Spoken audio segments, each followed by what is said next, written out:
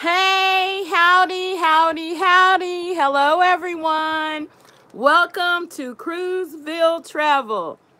Are you ready to cruise? To take that fantastic voyage? Hey, howdy, everyone. Welcome aboard. Welcome, welcome, welcome. How you doing today, everybody? Hey, hey, hey. Anyway, today, this evening, I want to. I have a cruise coming up, a group cruise coming up in about 3 weeks, and I've been receiving as wait, let me back it up, back it up, back it up. Let me back up a little bit. Hi, my name is Roxana Dana. No, really. My name is Roxanne Porter. I go by Rocky, Roqui, or I spell it Rokki. That's my nickname, Rocky. Either way you spell it, it's pronounced Rocky. I am the sole proprietor of Cruiseville Travel Services. I've been in business since 2007, January 2007. I specialize in cruising. So, today, let's talk cruise, baby! Hey, let's go cruising. I get a lot of questions. Wait. There I go. Just jumping on in there again. Once again. Before we do that little hop, you know what you need to do. Go ahead, hit the subscribe button. Please go ahead and hit it. And then after you hit the subscribe button, you know what I want you to do? I want you to ring my bell. I never said I could sing. I'm a travel agent, not a singer, okay? But anyway, excuse me. Anyway, I get 1,001 questions. Let's talk cruising, baby. Okay, the first question I always get is, so many people want to cruise. They say they want to cruise. They don't know, where do I start? Where do I go? Who do I call? Call Rockbuster. Get it? Instead of Ghostbusters, you're going to call the Rockbuster, the Cruise Buster. You're going to call me, baby. Look me up and I'll hook you up. Anyway, yeah, just give me a buzz. You can ask anyone who's a cruise with me. I can tell you now, I am like no other. Okay, hold on just a second. I think we may have some stragglers. We have some folks over there on Facebook. Hold on. Let me get their attention right quick. Just one moment. Now, I told them, YouTube, I gave them a link. What do? They're going to go on Facebook. So, hold on. Let me send them over here. Let me send them over here. Just momentarily. Hold up. Let me do it on this. Let's do it on the big screen. Okay, so anyway, I get 1,001 questions. People wanting to know how to. I cannot believe she did that. She know I'm going live. Why is she gonna call me? Why is she gonna call me right now? Anyway, she's gonna have to wait just a moment. She's supposed to be watching the video anyway. Okay, anyway, where do you start? Okay, how much does a cruise cost? First of all, you call me up. You tell me when you want to go, what month you want to cruise, and then you let me know where you want to cruise to. Now, for starters, just a little guideline as to help you when to book and give you an approximate, not necessarily a price range, but okay, let me put it to you like this. For the most part, you have 3-day cruises. Well, there are some 2-day cruises. I do not recommend, unless you live in Florida, because on a 2-day cruise, all you're going is Bahamas. And me personally, Bahamas is overrated. Okay, you're gonna spend $200-300 to go on a Bahamas cruise, and if you live in Oklahoma, Kansas, Texas, somewhere, you're gonna fly to Florida. Your flight's gonna cost more than the cruise. Okay, so unless you already live in Florida, I recommend don't even bother with the little 2 or 3-day. Unless you're already there. If you have a convention or you live there, whatever, you're already going to be in Florida, okay, fine. Because once again, like I said, your airfare, your bus fare, even if you drive, especially now, I wouldn't drive as high as gas is, that's going to cost you, okay? So let me start all over. booking a cruise. First, you're going to call me up or send me a message. Tell me what month you're interested in. Now, the best time of the year, like my family, we normally cruise the last week of August all the way to the first week of December, because those are the least expensive months to cruise. Summertime, spring break time, and all holidays are they jack the price up. Okay, it's going to be double of what you can get whereas if you just wait until the last week of August all the way to the first week of December.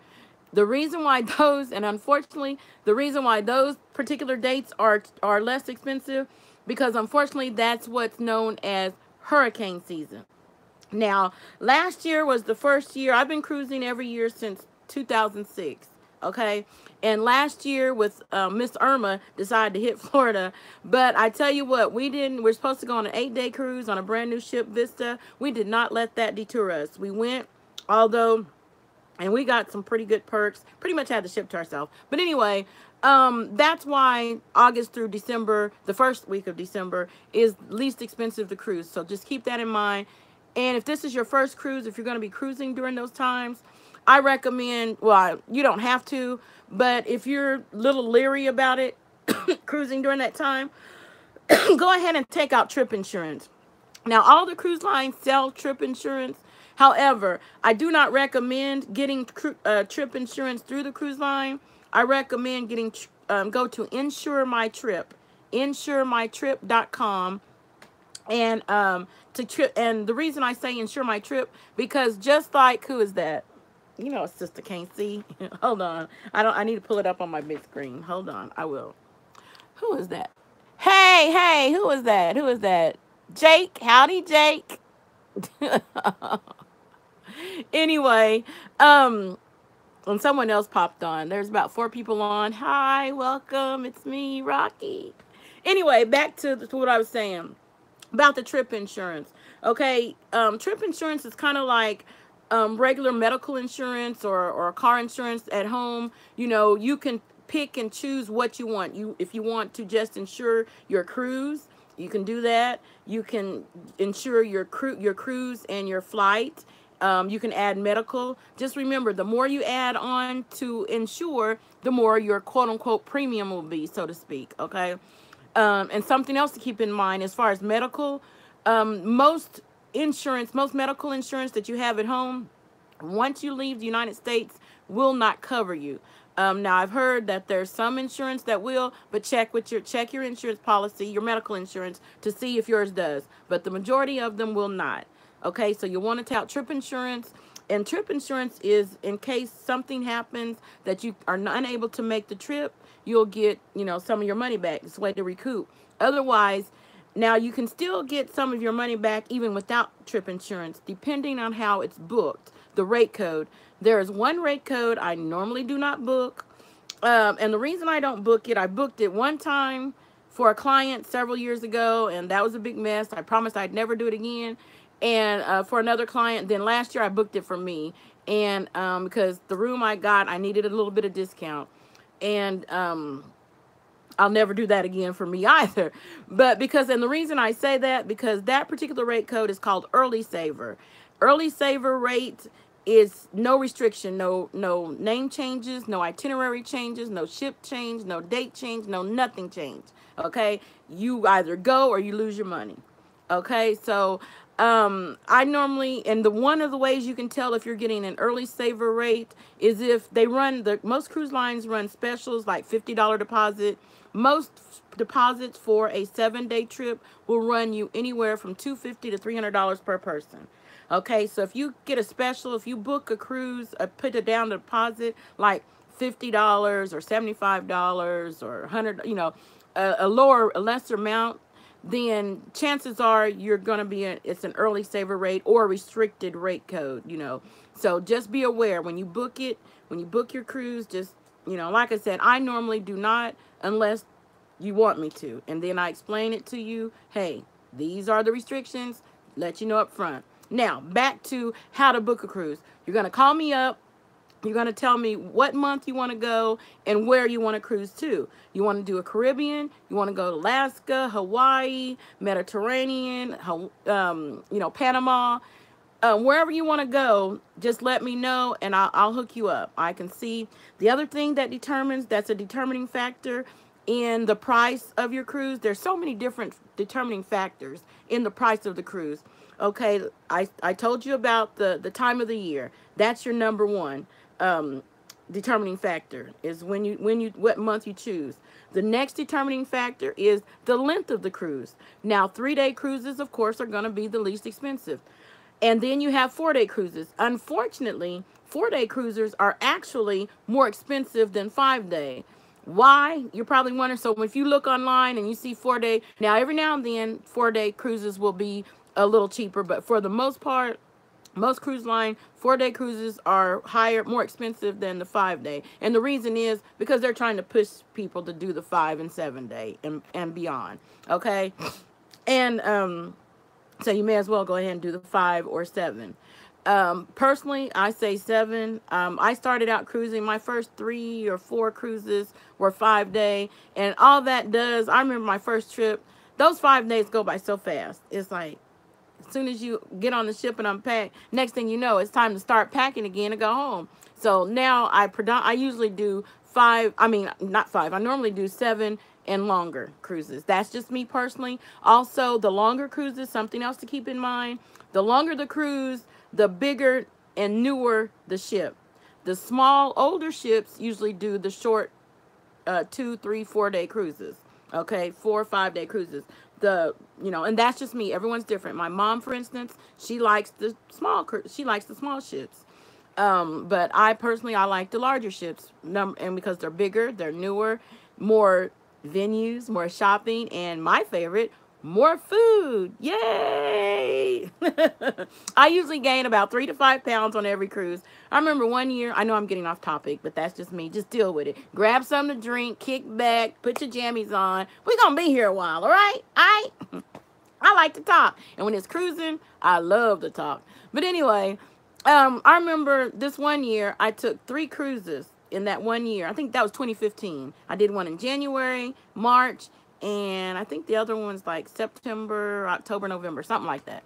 Okay, anyway, I did 3 that year. And the following couple of months after the cruise, I had to go take my physical. And I had gained 19 pounds. I'm like, hell, what? I called myself. Then it dawned on me, oh, I did 3 cruises that year. And like I said, I gained 3 to 5 pounds every cruise. So when you're packing, I'm getting way ahead. Okay, let me get back to booking. See, I get off topic. When it comes to cruising, I just go. Okay, anyway. So I told you about the determining factor is the month, okay, the time of the year. Then the length of the cruise, all right? That's a determining factor in the price of your cruise. The next determining factor is your room category. There are mainly 3 room categories. You have the interior room. That's just what I call a matchbox, okay? It's a room with no windows. It's a bed, bathroom, TV, shower, of course in the bathroom, and that's it. Some of them may or may not have refrigerators. Although the refrigerators in all the rooms, they don't get cold anyway. They just get cool, barely. Okay. The next category, room category, is an ocean view. And it's just what it says. It's a room with a view of the ocean. Now, the rooms I'm speaking of right now are mainly Carnival rooms. Royal Caribbean, they have another kind of category of rooms, and I'll get to that in a minute. Okay, so we have the interior rooms. That's just a matchbox. A room with no windows, no nothing. Okay, bed, bathroom, TV, that's it. Then your ocean view. It's a room, and it has all that, bed, bathroom, TV, and it has a window with a view. However, the window does not open. You can open your curtains, look out, let the sun shine in, and that's it. That is it. The windows do not open. Now, then the next category, room category, are your balconies. Now, ocean view rooms are usually about, depending on the ship, like I said, and the newer ships, just like anything else new, is going to cost a little bit more. So the rooms on the newer ships are going to cost a little bit more than the rooms on an smaller, older ship. Okay, but it's usually anywhere. An ocean view room will cost you about $50 to $100 per person not $100, $50 to $75 per person more than an interior, okay, than an interior room. Then you have your balcony room. Your balcony room has all of that, bed, bathroom, and everything, TV, but it has the window that does not open. However, you have a private balcony. All right, there is a private balcony, and there are different categories of balconies, and that's what I was getting at when I mentioned Royal Caribbean a minute ago. Okay, on a regular balcony room, the balcony and window is facing out, overlooking the ocean. Okay. Now, Royal Caribbean has another category of balcony called, they have interior balcony. And what that is, let me see, how can I explain this to you? Okay, think of a little small town, or wherever you may live, or wherever you grew up from, you know, and the main street. Think of the main street going through your town.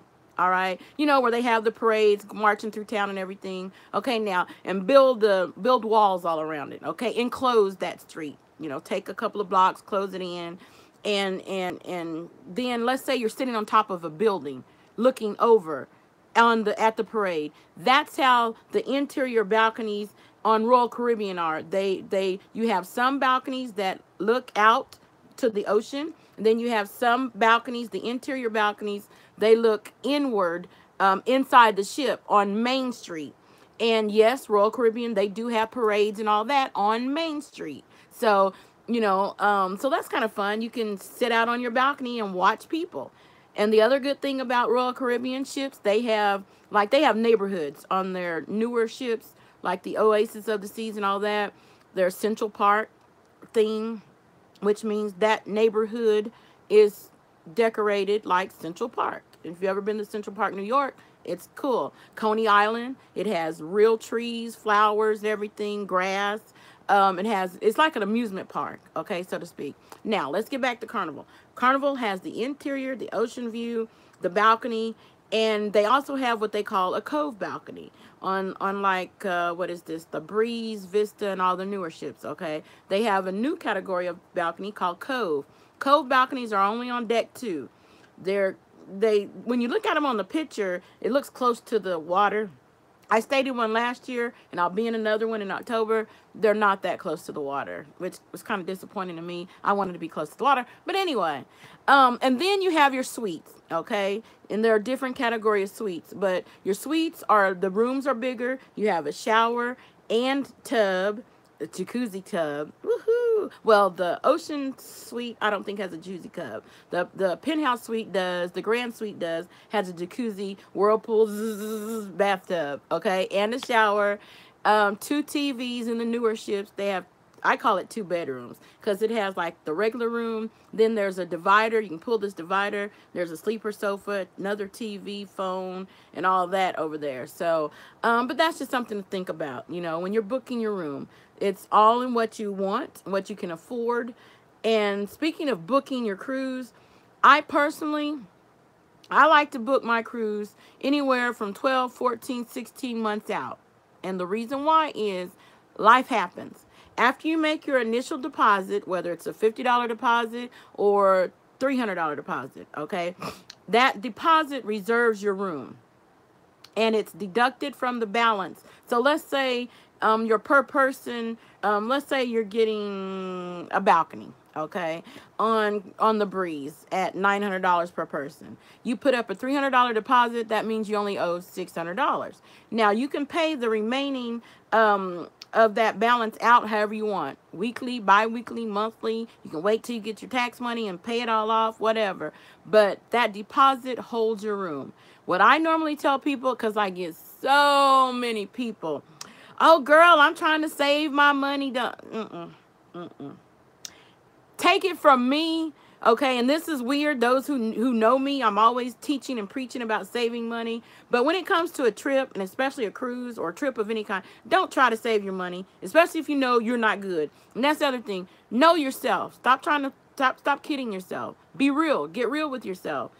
Go ahead and make your deposit. It doesn't matter. And then after that, whenever you get a little piece of change, whether it's $20, there's no amount too small to make a payment on your cruise. Okay, that's one of the other good things about booking with me. I take small payments, $10, $20. You know, just call me up. If you're going to use your bank card or credit card, give me your card number. Say, hey, take $5, $10 off, put it on my cruise. Or if you want to mail in a money order or check or whatever, okay, that's fine too.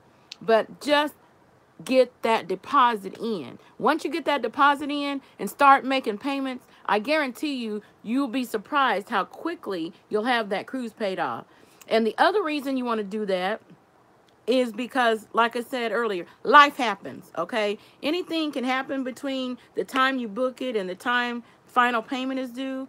And this will give you, if you book your cruise, like, I'm surprised I don't. I usually book, like, now I normally would have already had a cruise booked for next year, and I'm running behind. I don't, okay?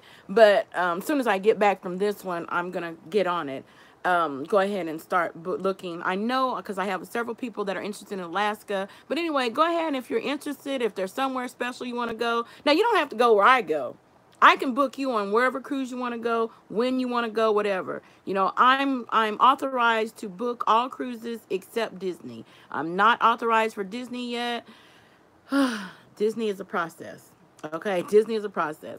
But all the other cruise lines, Royal Caribbean, Carnival, Costa, Holland America, Princess, Celebrity, you know, just I can book all of those. So call me up if you don't want to go Carnival. And that brings me to something else. Let me get off topic for a minute. That brings me to something else. I get a lot of people saying, Carnival, they turn their nose up at Carnival. Ugh, Carnival. Isn't Carnival like the Walmart of cruise lines? And what I usually tell them is, I usually ask them, what do you mean by Walmart of cruise line? And I know what they mean, but I just want to hear them say it. And they'll say something like, well, I don't know, I just heard so many bad stories, blah, blah, blah. Have you ever cruised on a Carnival cruise line? No, I haven't. Okay, maybe you should try it. One thing about all these cruise lines, first of all, you want to turn your nose up at Carnival? Let me just say this. Carnival owns about, 6 or 8 different cruise lines, including Princess, Holland America, Costa, Windjammer, and there's some other cruise lines they own. So don't turn your nose up at Carnival. Carnival owns a whole shebang of them other cruise lines, them high-dollar cruise lines that you don't know about. Yeah, it might have that other name on it, but trust me, it's owned by Carnival. So you're giving your money to Carnival anyway, and you're paying more. But the other reason, now, if this is your first cruise, I usually start my clients off on a Carnival cruise because Carnival is less expensive than Royal Caribbean and Princess and Costa and Holland America, okay? The other reason I do Carnival, especially for your first cruise, because all of these cruise lines, they all go to the same place. When you get to Jamaica or Cayman or Mexico, you're going to be docked, and you're going to be there. Right next to you on this side will be Norwegian Cruise Line. On the other side will be Royal Caribbean. And down the way is going to be Disney. They all go to the same place, okay? So my deal is this. Why pay almost twice the amount to go to the same place, right? Now, granted, the other cruise lines have a little bit more, like, let's take Royal Caribbean, for instance. They have a zip liner on the ship. They have what they call a flow rider, which is, it's a water, not water ski, but like a surfer, water surf. This is all on the ship. Now, these ships, no matter what cruise line, all of these ships are like destinations within themselves, okay? Excuse me, let me get something to drink here. Okay, the cruise line, the ships are like little floating resorts. So even you don't have to get off on when you get to port, but like I tell people, especially if this is your first cruise, I recommend you didn't pay all that money to come all this way not to get off and explore. Okay, even if you just take a tour while you're on the island, sit back in a nice air-conditioned van or bus and let them drive you all around the island, and they'll take you to the beach, they take you shopping, and take you different sightseeing places. But, you know, so I recommend getting out, especially if it's your first cruise. Okay, but anyway, back to the amenities that are on some, like, Royal Caribbean cruise ships. They have this one bar called Rising Tide Bar. It starts off like at deck 6. You get on it, you sit down at the bar, on the bar, and it goes up to like deck 9. It stops, you get off, other people get on, then it goes back down. Oh, that's pretty cool. They have rock climbing wall, they have ice skating rink, bowling alley, roller skating, they have boxing rink, so they have a lot more stuff. But then of course all the cruise lines have different shows, musicals, and like, well, they used to be Broadway shows, Vegas style shows, so, and all that's free. Comedy club. And like with Royal Caribbean, for most of their shows and venues like the skating and all that, you have to reserve it. With Carnival, it's basically first come, first serve. Whoever's there, that's what you get. So that's why a lot of people think I only book Carnival. No, I book all cruise lines except Disney. But so whatever you want. You don't have to book Carnival, whatever you want. If you're not sure, call me up and I can go over the checklist with you to help narrow it down. Okay. Now, the next determining factor in the cost of your cost of the cruise is, okay, we already went over the time of the year. We went over the room, the duration of the cruise. We've gone over the room category, whether you're going to get an interior, an ocean view, or balcony. Okay. Now, the next thing that determines the cost of your cruise is the room location. Up until a few years ago, it didn't really matter, but a lot of these cruise lines noticed that clients, passengers were booking rooms, the middle deck, the decks that are in the middle, because most ships are like 12 to 16 decks high. And so people were booking rooms like on deck 6, 7, 8 in the middle of the ship, and also in the the middle decks and in the middle of that deck. And the reason being, now all of these ships have what they call stabilizers. And it's just what it says. When the water gets rough, they have little arms like this on the underneath the water. And they're called stabilizers. When the water gets a little rough, they'll turn the stabilizers on. And that's why you don't feel the motion so much. And it stabilizes the ship. So it evens out. So you don't feel that much motion. Now, there are times, I'm not going to lie, every now and then, there's been on like, 2 or 3, got a little, and I won't say rough, you're not going to get seasick or anything. To me, I've been on all these cruises and taken several groups, and no one has ever gotten sick. Now, I had a few people that felt a little queasy. Now, on my first trip, I got a little dizzy, but that wasn't seasick. What happened to me was, and do not make this mistake, I was so mesmerized. My first cruise. Now I've seen water because I'm, truck driver for 28 years. I've been down at the ocean and the beach, California and the East Coast and all that. And I used to live in Florida, okay? And my parents used to work at Disney when we lived in Florida. So I know the beach. So I know the water really is blue. But for some reason, my very first cruise, I guess, I don't know. Don't ask me why. But I'm sitting up there while the ship is moving forward. I'm looking straight down at the water. And the ship is moving forward, and I'm looking like back here because the water, the wake is going this way. And I was fine until I raised my head up. And when I raised my head up, oh, man. My equilibrium, my balance, everything was off. I had to go lie down. I don't even think I went to dinner that night. If I did, I didn't stay all night at dinner. But, yeah, so now when the ship is docked, and not moving, yeah, you can look at the water off. Now, when the ship is moving and you want to look at the water, look up and out. Look up and out at the water. Do not look straight down at the water while the ship is moving, because it will mess with your equilibrium a little bit. It will make you dizzy.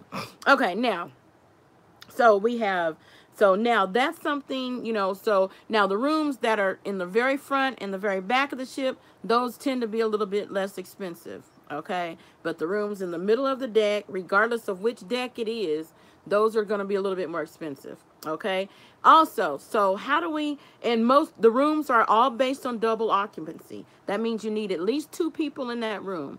Most ships hold 4 people. The newer ships, on all the cruise lines, they hold up to 5, 6, 7, 8. Like Royal Caribbean, but those you're getting in the suites. Okay.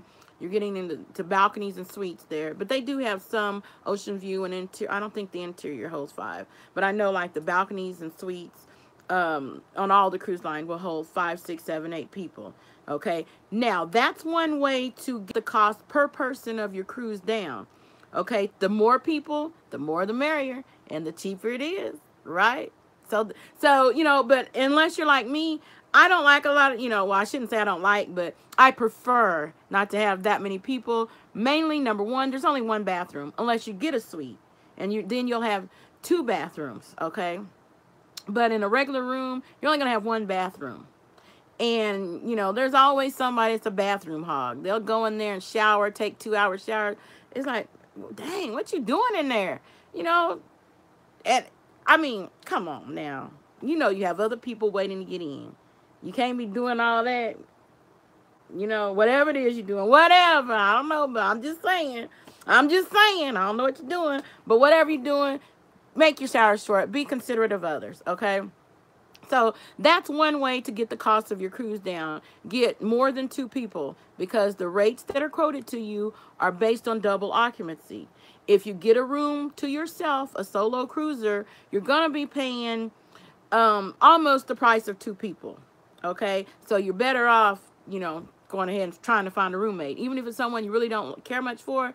And the reason being, the thing about cruising, now I do spend time in my room because I know some people, they book are interior all the time because that's the least expensive at the bottom of the ship. Now, if it's your first cruise, I will not book you at the bottom unless, number one, that's the only thing available, and number 2, that's the only thing available.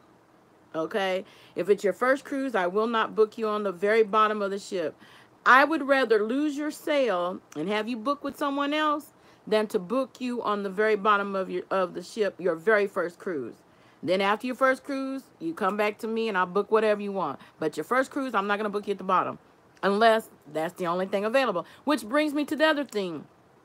Go ahead, even if you're not sure you're gonna cruise, go ahead and make your deposit, because unless you book it using one of those restricted rate codes, like I said, doing the $50 deposit or $75 deposit, you can get your refund. You know, as long as you ask for the refund before final payment, and final payment is usually due like 60 days, sometimes 90 days, depending on the length of the cruise. Before it's sailing, okay? So just keep that in mind. It's usually 2 to 3 months before sailing is when final payment is due. And as long as you back out before final payment, providing you do not book one of those special rate codes, you get your deposit back and all the money you paid back, okay? Now, after final payment, you decide to cancel without trip insurance, you don't have trip insurance, and you cancel after you made final payment or the final payment date. The way it works is, the closer to sale date that you decide to cancel, the less money you get back. So if you're going to cancel, it's best to cancel before sale date. I mean, before final payment. And if it is after final payment that you want to cancel, try to make it like cancel real quick. The sooner you cancel, the better, so you can get your money back. Because the closer to sale date, the less, oh, my little sign is falling down. The less money you're going to be getting back. Okay? Now, any questions? Let me see. I'm asking y'all if y'all have any questions. I need to get online, eh? I need to get online. Let's put some spectacles on. Okay, now what else do I need to tell you all about? Let me see. Hold on. Hold up. Let me get on here. Let me get on here and see what's happening. See who's here. Yes, I am now live. Woohoo! I can see myself. I'm in lights. 2 people watching. Where's everybody at? We need more than 2 people watching. But welcome aboard, whoever you 2 people are. I don't know who you are. I know you said something a minute ago. Here you are. Hold on. This is my first time doing a YouTube live like this. So I've done Facebook Live, so I know how to do Facebook, but so if you hear that echo, hold on, let me turn this volume down. Okay, there we go. So I can see you all. See who we have on here. Or do you not want me to tell you the name? Okay, I won't call you out. I won't call you out in case you're at work or something. Okay. And you just probably 3 people watching. You probably just don't want nobody to know you're here. But if you don't mind, say hey. Hey, Rock. Say hey to me. Okay, back to the story. Back to what we're here for. That's not what we're here for. I'm looking at myself. Ooh. I like looking at myself. Okay, anyway. So now we got the cruise booked. You put down your deposit and everything. You're going to book it, 10, 12, 14 months out. Like I said, you make your cruise payments. I don't, unless you want me to tell you. Now I can, because I'm good at telling people what to do now. Now, unless you tell me to give you a payment schedule, because some people are like that. And I do understand. Some people want to be told, hey, let me send me something every month, a reminder, whatever, and I'll do that. I have no problems. Okay, every week, every 2 weeks, every month, every other month, whatever, just as a reminder, whatever. I don't mind doing that, and that helps you, remember, and you can add it in your budget. But anyway, now you got your room reserved. Another question I get is how much spending money to bring. Well, that varies, because see, like, I can go on a cruise and spend next to nothing. And I used to say nothing, but you all know I'm an internet junkie, so I spend money on internet, and I'll get to that in a minute. Okay, what the cost of how much spending money. A good rule of thumb is like $100 a day. Is a good rule of thumb. $100 a day, because most of the excursions are going to run you anywhere from $25 to $100, depending on what it is you want to do. Like, if you just want to take a tour of the island, you can get a good tour for like $25 per person, all the way up to $50 per person, depending on the port and what all, because some of the tours include lunch and all that kind of stuff, so that's why some of them might be more. And if you're a casino head, I'm not a casino head, but those of you are, the casino is open 24 hours a day. Okay, the only time it closes is when we're in port. The casino closes while we're in port, and then opens back up when we're about 5 miles away from port. Something with international water and all that kind of stuff. International territory, okay, is why they do that. So that's that. And when you do, those of you who are casino heads, make sure you use your card. Oh, speaking of card, I'll walk you through the check-in process, because I know I have some people on here who've never cruised before. Okay, now we got you booked. We got you, you got your room. You got it paid off, right? Okay. Woo, yay, got it paid off. And early at that, yay. Okay, now, let's say you're going to be cruising out of Galveston, because that's the cruise I have coming up in a couple of weeks, Galveston.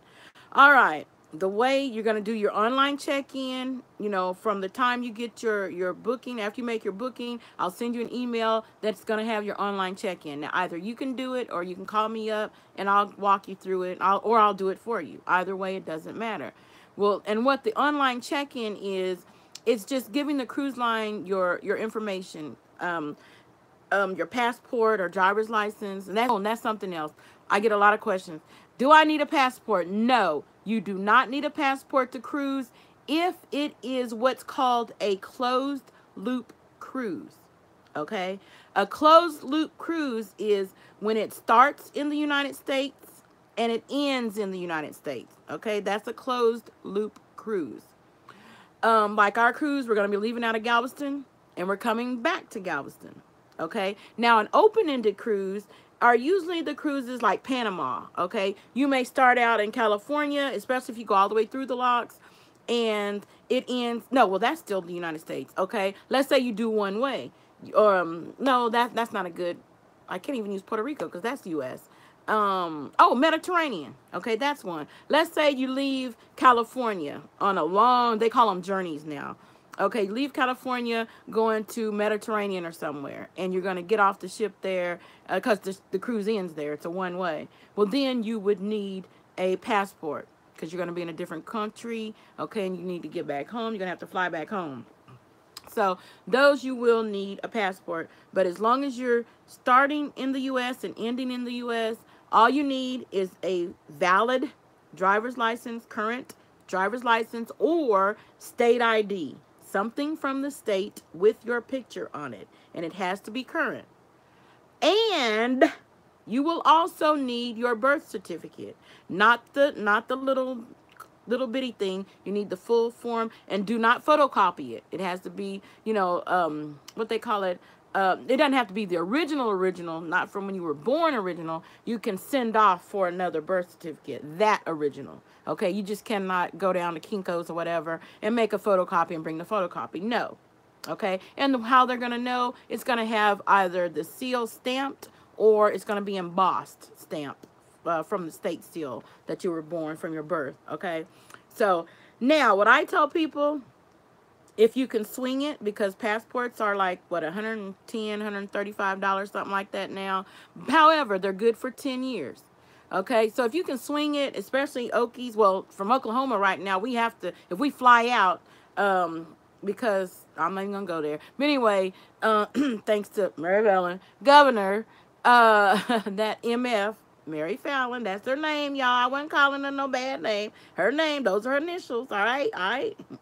Wink, wink. Anyway, Oklahoma, if we fly, we have to have a passport because our driver's license are not real ID. In other words, unfortunately, Oklahoma driver's license are easily are able to be what they call fake. You can fake phony driver's license.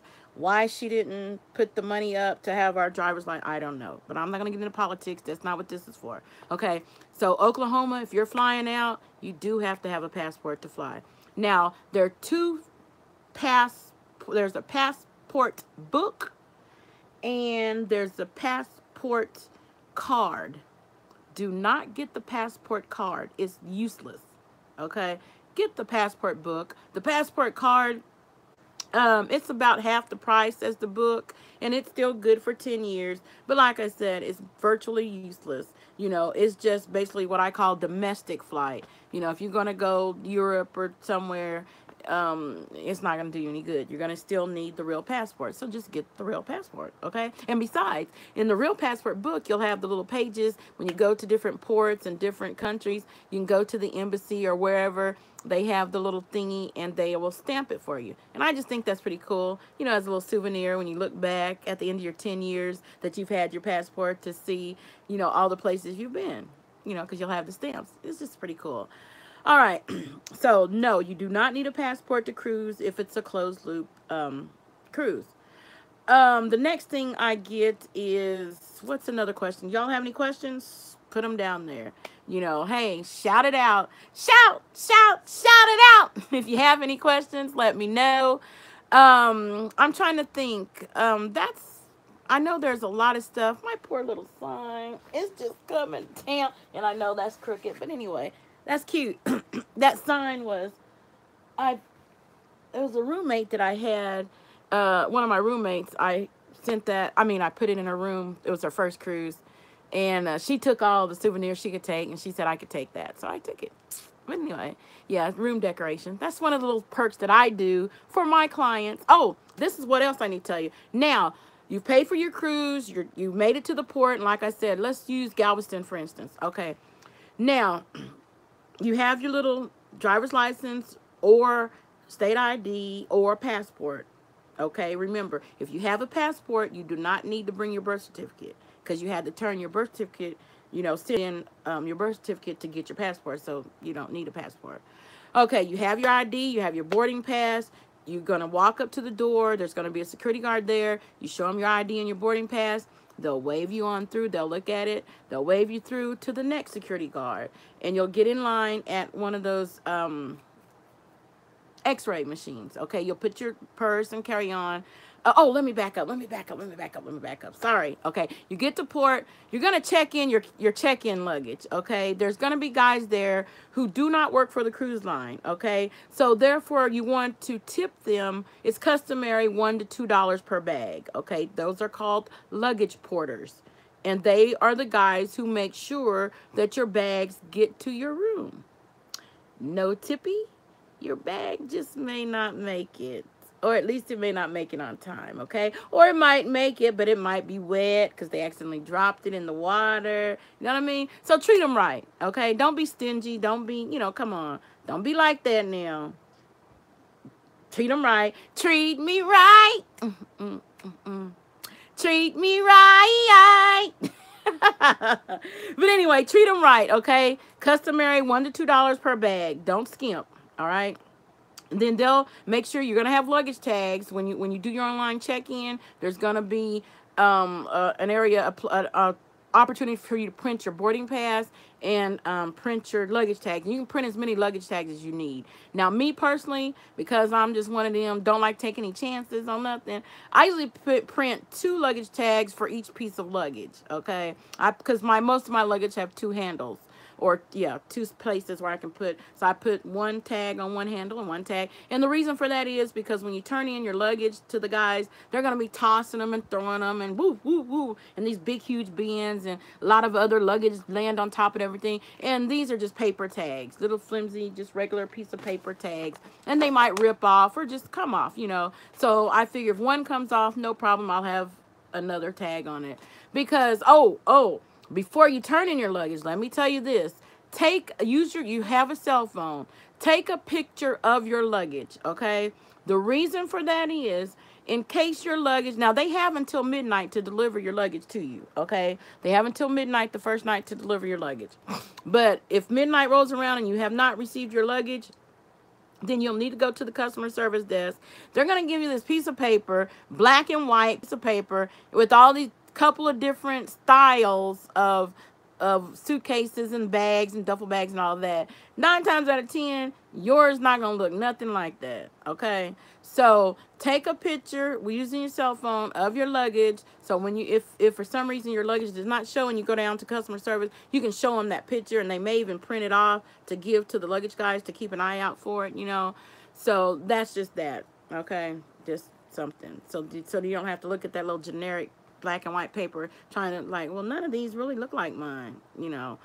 But anyway, that's that. Now, we turned in our luggage. You have your carry-on. Keep your camera, your cell phone, your medication. And if you don't want to wear the clothes that you've been traveling in, or you came to the ship in to dinner, like I usually get 6 p.m. dinner. I'll get to dinner in a minute.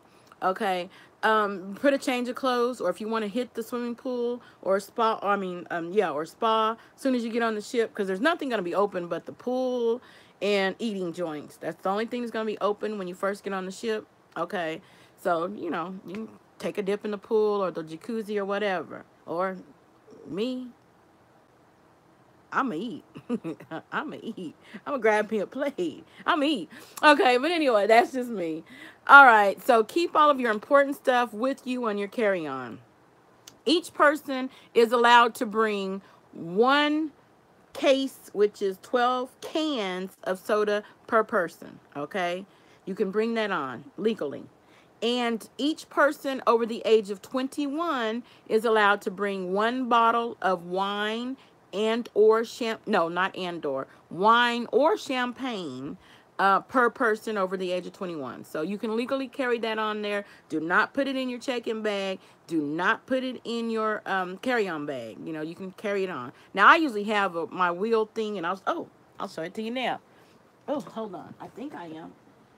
We are allowed to bring, now most of the rooms, your ocean view, balcony and suite, they have refrigerators, like I said, but the refrigerators don't get cold. They get cool.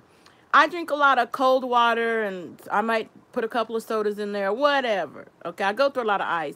You will have an ice bucket, you know, and your cabin steward, cabin steward is the person that cleans your room. Your room gets cleaned twice a day. Once in the morning while you're at breakfast, and once at night while you're at dinner, okay? So they'll come and fill your ice bucket every day, but I go through a lot of ice. Okay, and you're allowed to bring an ice cooler. Mine is on wheels, Meals on Wheels. And your cooler cannot be larger than 12 by 12 by 12. Now, my cooler, this bad boy been around. I have about 3 of these, 4, because I have 2 blue and 2 red, okay? Got them on sale, and they're on wheels, okay? And, but this one's 12 by 12 by 14. I've never had any problems except one time. Cruising out of Orlando, that chick, security would not let me take my cooler. She actually got the measuring tape. Can you believe that? This thing has been with me on every cruise. I've never had them do that. She actually got the measuring tape out, measured. That's how I knew it was 12 by 12 by 14, because she measured it. So thankfully, my check-in luggage, they had not carted it away yet. So I went running, catching the luggage guys, took my clothes out, put this in and put stuff, the clothes in here, you know, inside this, inside my luggage. So I was still able to bring it. I just, because she was wanting me to leave it there and throw it away or whatever. Lady, you crazy. But anyway, okay, so that's that. You don't have to. Like I said, that's just me. I'm just like that. It just goes with me everywhere I go. It's my travel buddy. Okay. And let's see, what else are you allowed to bring? Do not bring an iron. You can bring a curling iron and a blow dryer, although there's a blow dryer on the ship in your room. But so I don't use a blow dryer, okay? So, but some people say they work okay. Some people say no. But you can bring a blow dryer if you want. Do not bring a clothing iron, or do not bring a clothes steamer. There is a laundry room, several laundry rooms on the ship. And there are irons and ironing boards in the laundry rooms. Now, the newer ships have a laundry room, and then they have an ironing room that's separate. But on the older ships, the laundry room and the ironing board is all in the same room, okay? The laundry, to do laundry on ship, costs you, now, it's been several years since I've done laundry. It was like $3 to wash and $3 to dry. I know it's kind of high, right? I think the little, you know, that little bitty square box of detergent will cost you, what, $2. And I'm like, you must be kidding. So what I did back before, I'm VIP now, so I get valet laundry. I don't have to do any laundry myself anymore.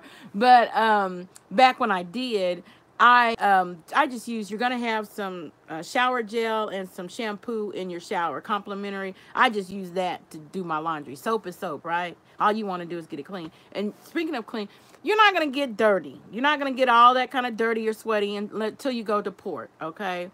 When you go to port, because especially the Caribbean, it's going to be hot. Now, I perspire. So I get sweaty or whatever. You know, there's a clothesline in your bathroom, in the shower. Just pull it across and hook it, and you can hang your your wet swimsuit over the line, and you know that. Or if you can, you know, you want to rinse your shirt out or whatever in the sink and just hang it up over the line to dry. That saves you some money, right? Or you can do laundry. It don't matter. Because like I said, back before I got free laundry, that's what I did. I did laundry. I just don't like taking dirty clothes back. But that's just me. All right? So, now the next thing I can tell you about, you're probably wondering, what is this around my neck? What is that? What's that, Rock?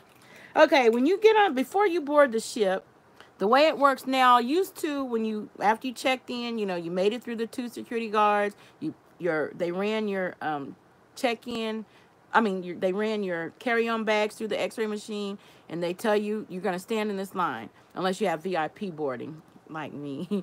But anyway, you'll stand in the line, and they will, they used to issue, they'll take your picture, and what they do when they take that picture of you, they're going to embed that picture. This is called, with Carnival, every cruise line calls them something different. But since this is a Carnival card, I'll go with Carnival. Okay, this is called a Sail and Sign card. S-A-I-L and Sign. S-I-G-N. Sail and Sign card. Okay, they take your picture and they embed it on this card. And this works because on the ship, remember, you're not going to use any cash while on the ship. Everything you purchase is going to be purchased with this little card here. This is like an onboard. And when you do your online check-in, you will go through what they call an onboard expense account. You'll set that up. Now, you can either use a bank card or a credit card to set it up online. Now, if you want to use cash, let's say, I'm just making up a number here. Let's say you want to put $200. You know, you want to take $200 to shop with while on the ship. Now, these cards are only good while you're on the ship.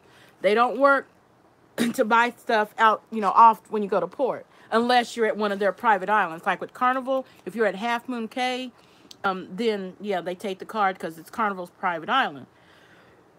So you can still use the card. You don't have to use cash. But while you're on the ship, the only time you're going to use cash, if you want to, is playing bingo and casino. Now, even at the casino, I still recommend using this card in the machine at the casino. And the reason for that is they will track, just like at a regular casino at home, they use these cards to track you. And I've had 2 friends been comped free cruises. That one cruise I went on 2016, a friend that, I never even met her. I met her, my first time meeting her was on the cruise. She had been comped a cruise, and she didn't have anyone to go with her. So I'm like, hey, I'll go. So I went on her free cruise with her. So casino will comp you then, from what I hear, you get free drinks while you're gambling in there and all that kind of stuff. I don't do that, so I don't know. I got other things to with my money. Okay, but anyway, but I ain't knocking those that you. I'm not knocking it. Hey, you do you, boo, and I do me. I spend my money on pictures, okay? And I'll get to the pictures in a minute, okay? Then let's go, because I know y'all are asking, what about phone? Can I call home? Blah, blah, blah. What's the best way to call home? Now, the best way to call home, there are two ways. Number one, or three technically. The first way, your cell phone provider. Before you go on a trip, go ahead and call your cell phone provider. Tell them you're going on a cruise. They'll ask you what cruise line, where you're going, blah, blah, blah. And they'll give you a list of calling and data plans to choose from. However, if your phone company does not offer international calling, the next best thing, now there is a phone in the room. You can use the phone just like at a hotel. You can call room to room for no charge.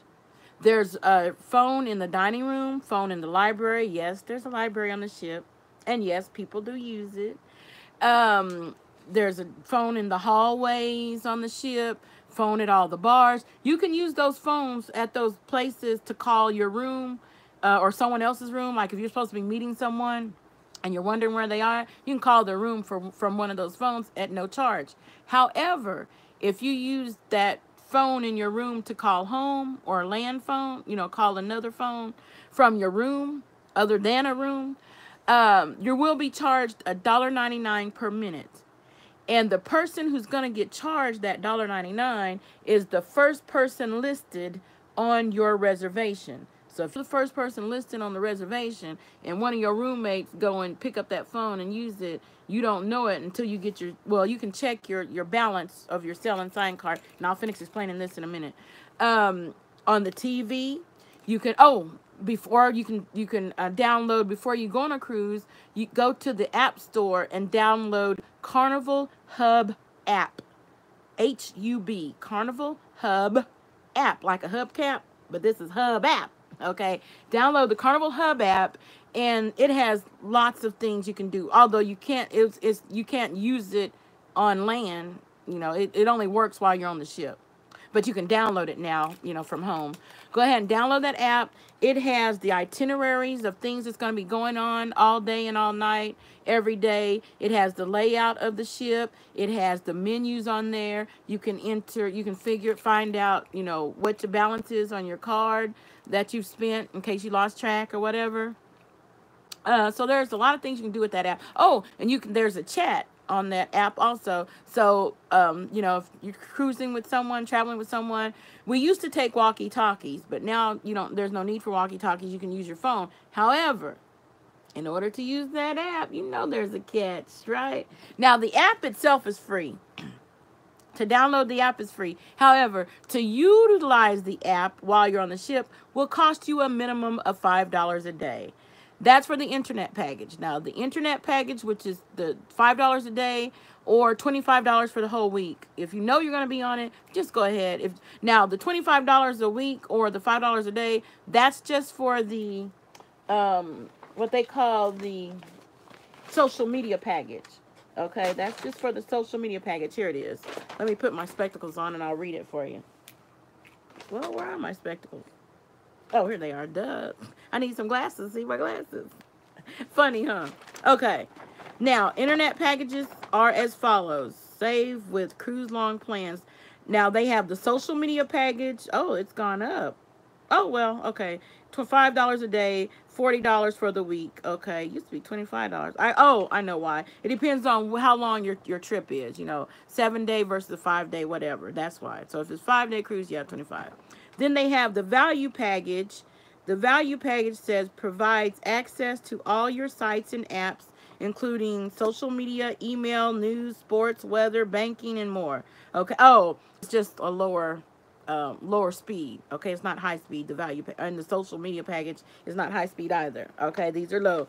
Now, this is the package I get. And the value package is you get $16 a day or $96 for the whole week. Okay, Now the package I get the premium package. I go ahead and get it for the whole week. You can pay $25 a day for the premium package, which is high speed. And the reason I get high speed, because number one, I'm an internet junkie. I know I'm gonna be on it. I don't want just the social media, because I go all over the internet. And the main reason I get the premium, because I'm gonna be Facebook Live in, and you have to have high speed to do Facebook Live.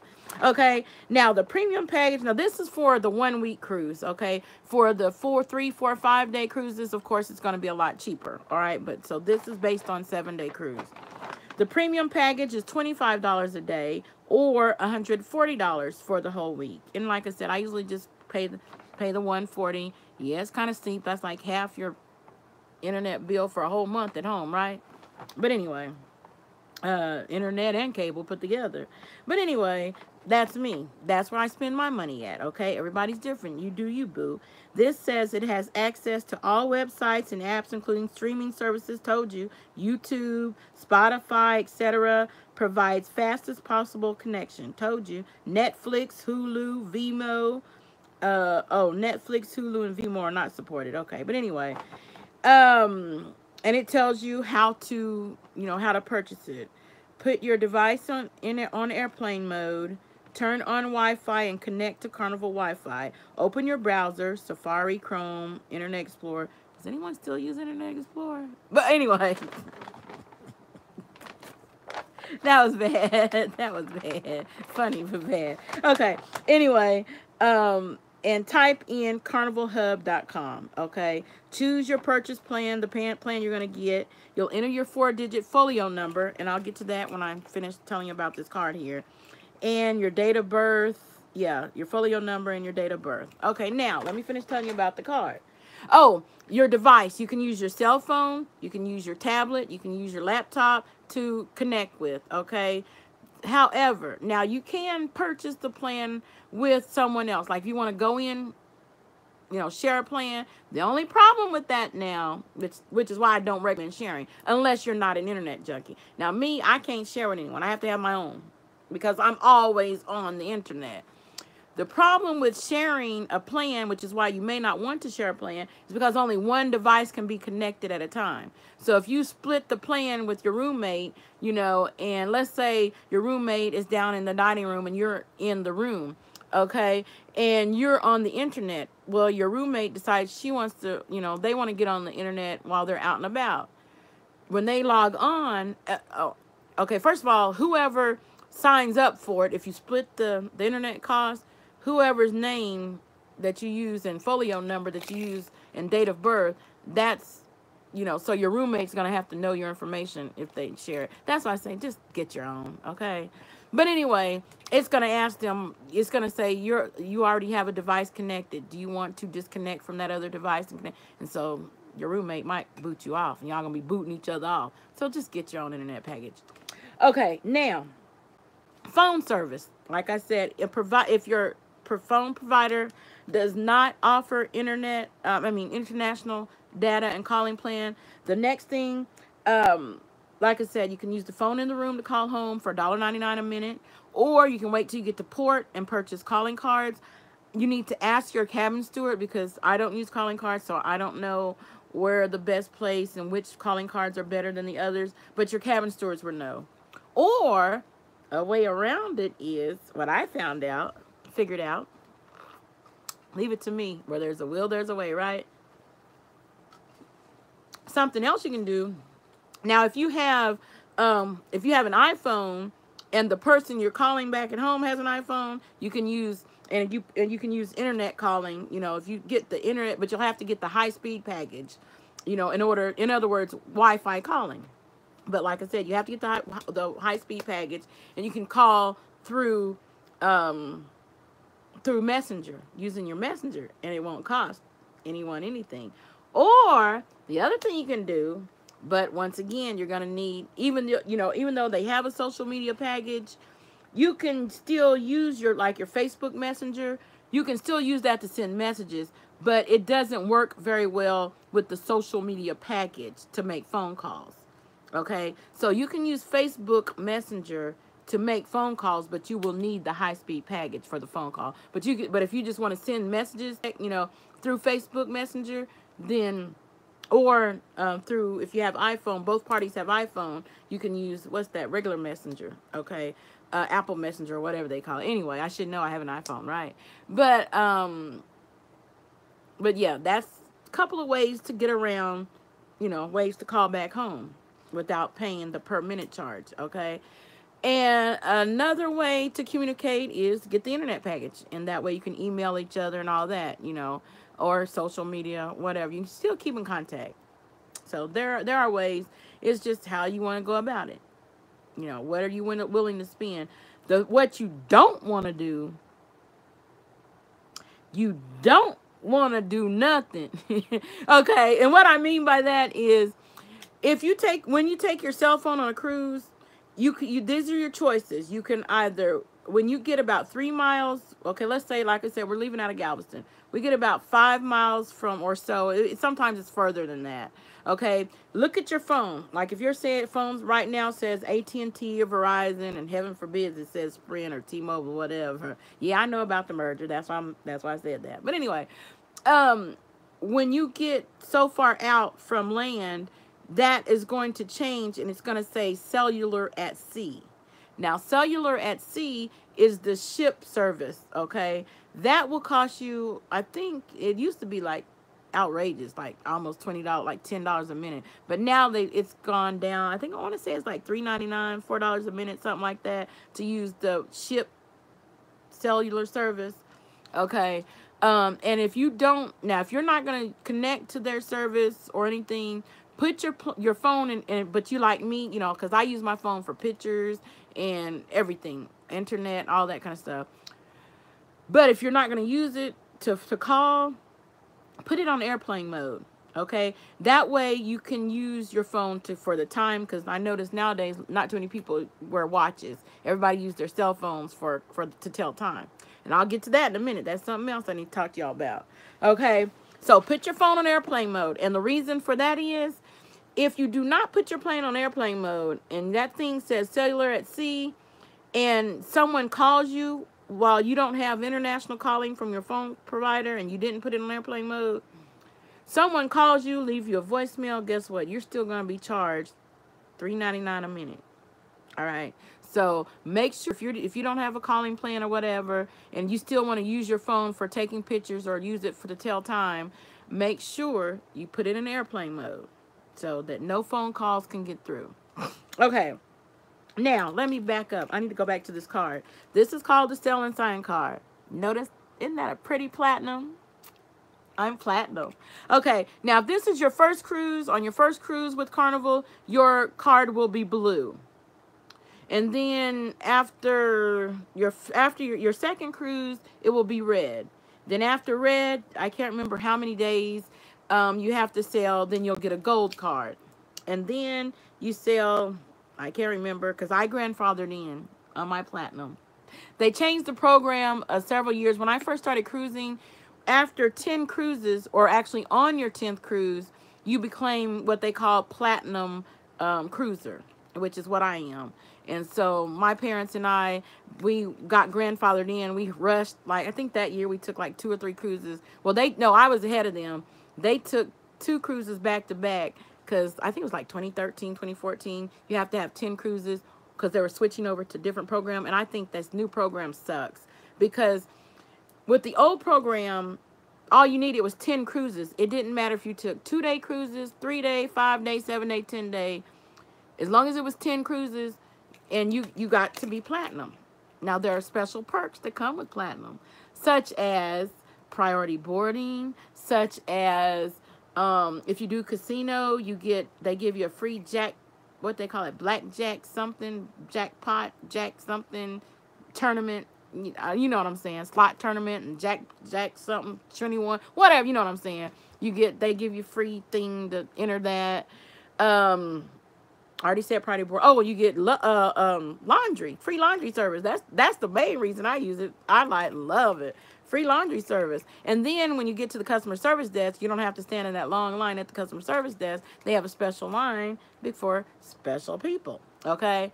So, but anyway, now you have to have so many amount of days before you can get platinum and all the little perks. But anyway, that's neither here nor there. Now, on this sell and sign card, the reason I'm wearing it, because it has the name of the ship name on here. Who is that? I'm trying to look. I can't see your name. I'm not wearing my glasses. I'll put you up in a minute. But anyway, hey, hi. Thank you for joining me. Welcome. Welcome aboard. Welcome to Fantasy Island. Le play, le play. But anyway, back to this. On your sell and sign card, keep up with it. You remember that picture I told you? They take your picture and embed it on inside this card. The reason for that picture is there are two reasons. Number one, like I said, you use this card to make purchases on the ship. When you hand the cashier, let's say you're going to the gift shop, you give the cashier your card and she'll swipe it through the machine just like a regular credit card like they do at home. The only difference is when they swipe this card, when they swipe this card, it is your picture will pop up on the screen. So let's say you lost your card and I came by and I found it. Woohoo, found me a platinum card. Woo, we platinum, baby. All right, I'm gonna go shopping on somebody's platinum card, right? Wrong. Because if I pick up your card, you lose your... No, because your picture is going to pop up and the cashier is going to say, sorry, ma'am, this is not you. Cannot use that card, okay? So, you know, so anyway, hold on. This must be important because she can call me again. I know this is rude, but just hold on. I got to call her back. Let me see what she wants. Anyway, she's going to have to wait. I don't have her number.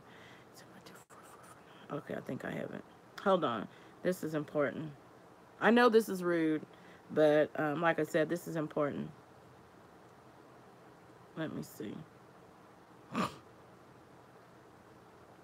Oh, my headset. Sorry, forgot. Okay, so anyway, while I'm waiting for her to answer the phone. Okay, now let me finish explaining about the sell inside. It has the ship name. It has your name on here. Hello? Hey. Yeah, hello? Can you? I'm on Facebook. I mean, I'm on YouTube Live. Okay, you're supposed to be watching my video live about the cruise. Go to YouTube and look up my channel on YouTube. Who is that? Somebody, hey, whoever that is. But anyway, yeah, I'm doing a cruise thing on YouTube Live. Okay, all right, bye-bye. I thought it was important. She kept calling. But anyway, back to what I was talking about. Okay, sorry, folks. I know that's very rude, but like I said, I thought it was because I was expecting something for her to call me about something. Thought it was something. But anyway, that was important. Okay. Hey. Hi. I see you popping up there. Thanks. Okay. Oh, my sign fell. Anyway, I don't have time to deal with it. I'm not going to deal with it anymore.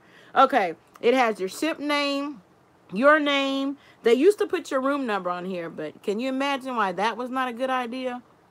Give you one guess why it wasn't a good idea to have your room number in case you lost it. Someone pick up your card, go in your room. So they no longer put your room number on here. However, they do put your dining room, the name. Now on Carnival Cruise Line, there are 3 different main dining rooms, or not dining rooms, but dining times. There's 6 p.m. dining, 8 p.m. dining, and what they call your time dining. Okay, your time dining is going to operate just like if you were to go to a restaurant here at home. You walk up to the hostess and she sees how many people in your party, tries to find a table, and that's that, okay? Just like you would at a restaurant at home. I prefer assigned dining. Now, I have some friends, they don't like assigned dining.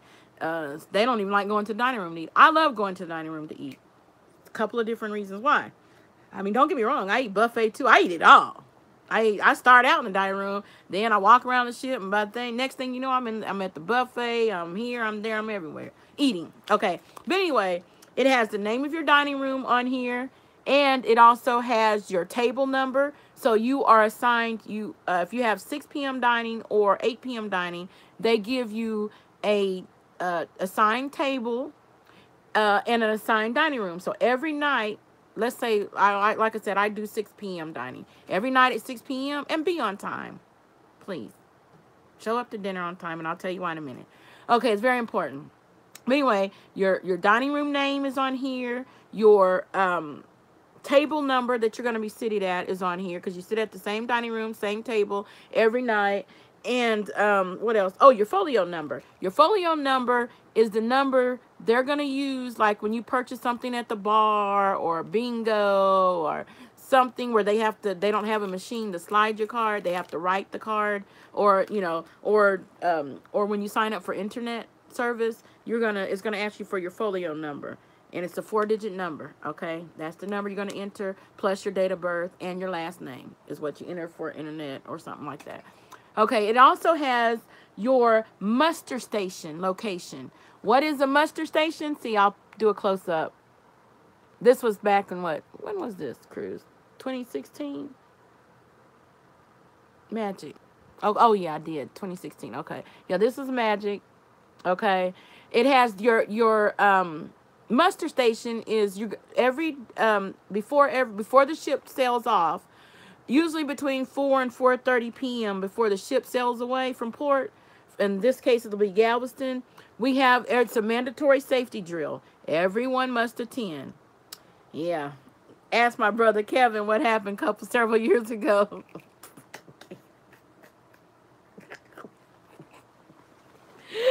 That was funny. I still laugh about that. But anyway, I'll tell y'all about it sometime. I'm not going to tell you on this video because I don't know who's watching. But anyway, it's funny. I'll see if I can find that picture. It was funny. That was probably about 5-6 years ago. And I still laugh. Oh, boy. But anyway. Now, back to your muster station.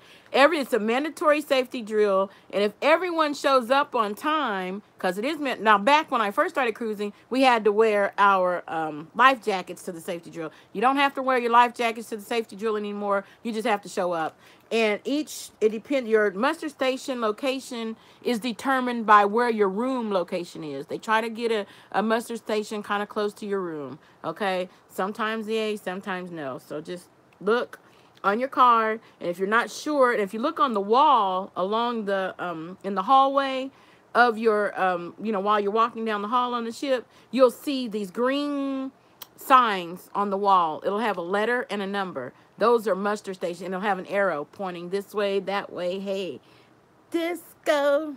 But anyway, it has, and if you're not sure where your muster station is, look on the back door, on the inside of your room door. That'll tell you. It has the layout of the ship and where you are here. And it'll tell you where you muster station. And if you don't want to do that, or you forget to do that, just ask someone. The people on these ships, the crew members, are very friendly. That's their job. They're trying to make that tip, right? Okay, so just ask someone. If you're not sure, ask them, hey, where? In this case, it's A3. Ask them, hey, where's this muster station at? And they'll tell you how to get there. Now, the thing about the safety drill, you want to get there early. Like if the safety drill starts at 4, don't wait till 4 o'clock to go down there. If the safety drill starts at 4, you want to start heading that way to your muster station about 3, between 3:30, no later than 3:30. You want to get there early. Number 1, to get a seat and to already get there. Number 2 reason you want to get there early, because if your muster station is upstairs or downstairs, a couple of decks, they turn off the elevators. All right, like during the muster drill and just before the muster drill. So if you wait till the last minute to decide to go to your muster station, and they've already turned the elevators off, guess what? You walking up them stairs. You gonna walk some of that food off that you haven't eaten yet, because the ship haven't sailed yet. So yeah, that's the other reason you want to get to your muster station early. Now this is a lanyard. Now, your card is going to already come with the hole. They pre-punch these holes in. I guess they got tired of us going to the casino or to the customer service desk asking them to punch holes in them for us. So now, when you get your card, it will already have the hole. You can either bring your own lanyard. Look out, Vanna White. Rocky Black is in the house. Get it? Rocky Black. Am I funny or what? I know that was corny. Okay, anyway. Or, like this lanyard, I got it from the casino. You can go down to the casino. They have red ones, black ones, purple ones. Now, that one, I told that woman, well, I asked her. I was polite. I asked her for a purple. Oh, well, I can't give you that. You can have red or blue. Really? But anyway, and they stretch. You know, I wear mine around my neck because, like I said, while you're on the ship, you're not going to need any cash. So therefore, ladies, you do not need to carry a purse. I put my lipstick and my the makeup I have, honey, this stuff don't go nowhere. So I don't need the compact or anything to touch up because my makeup doesn't go anywhere. So I don't need that. But I do carry my chapstick in my pocket, you know. I swear, you know, so you don't need to carry a purse. Guys, you don't need a wallet. What you need a wallet for?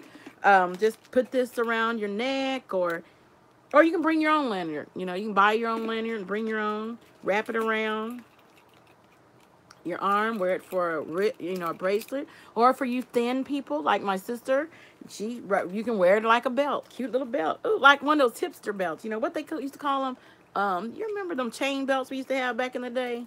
Those were pretty neat. You know, you wore it down kind of low on your hip.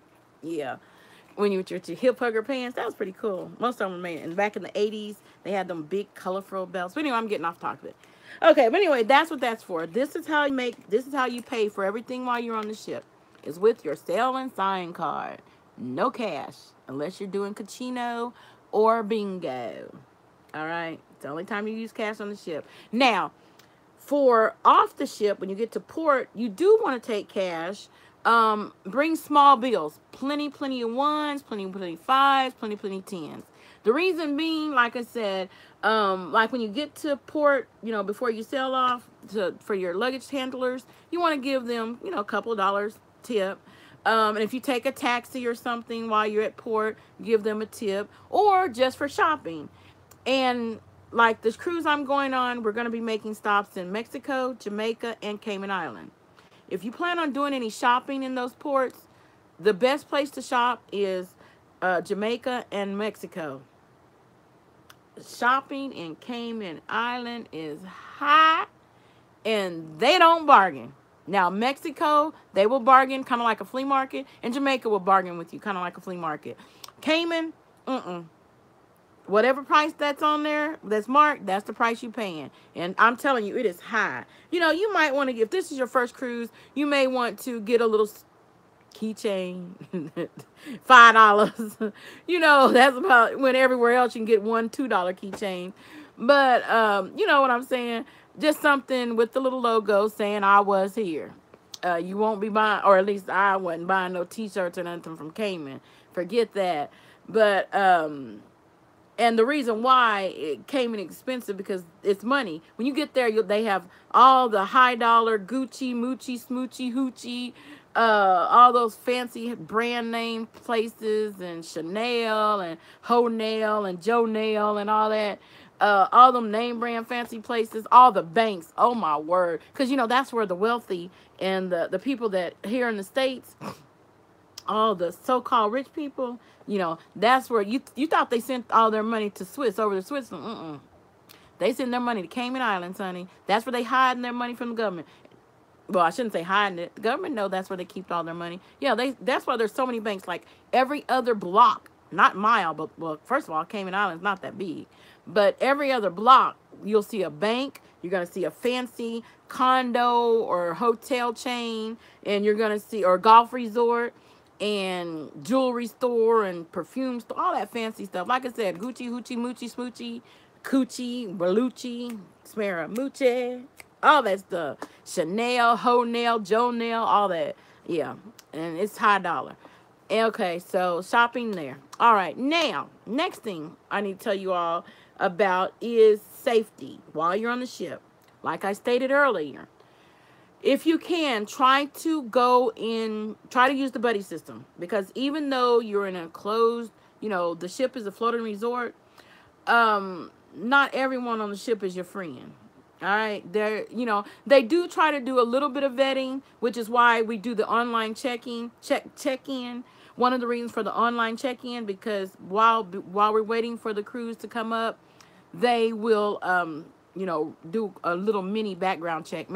Try to make sure there are no criminals on board the ship, you know. And there are security guard. There's like on every ship, there's over 1,000, over 1,100 cameras everywhere, you know. They see you. They know what you're doing.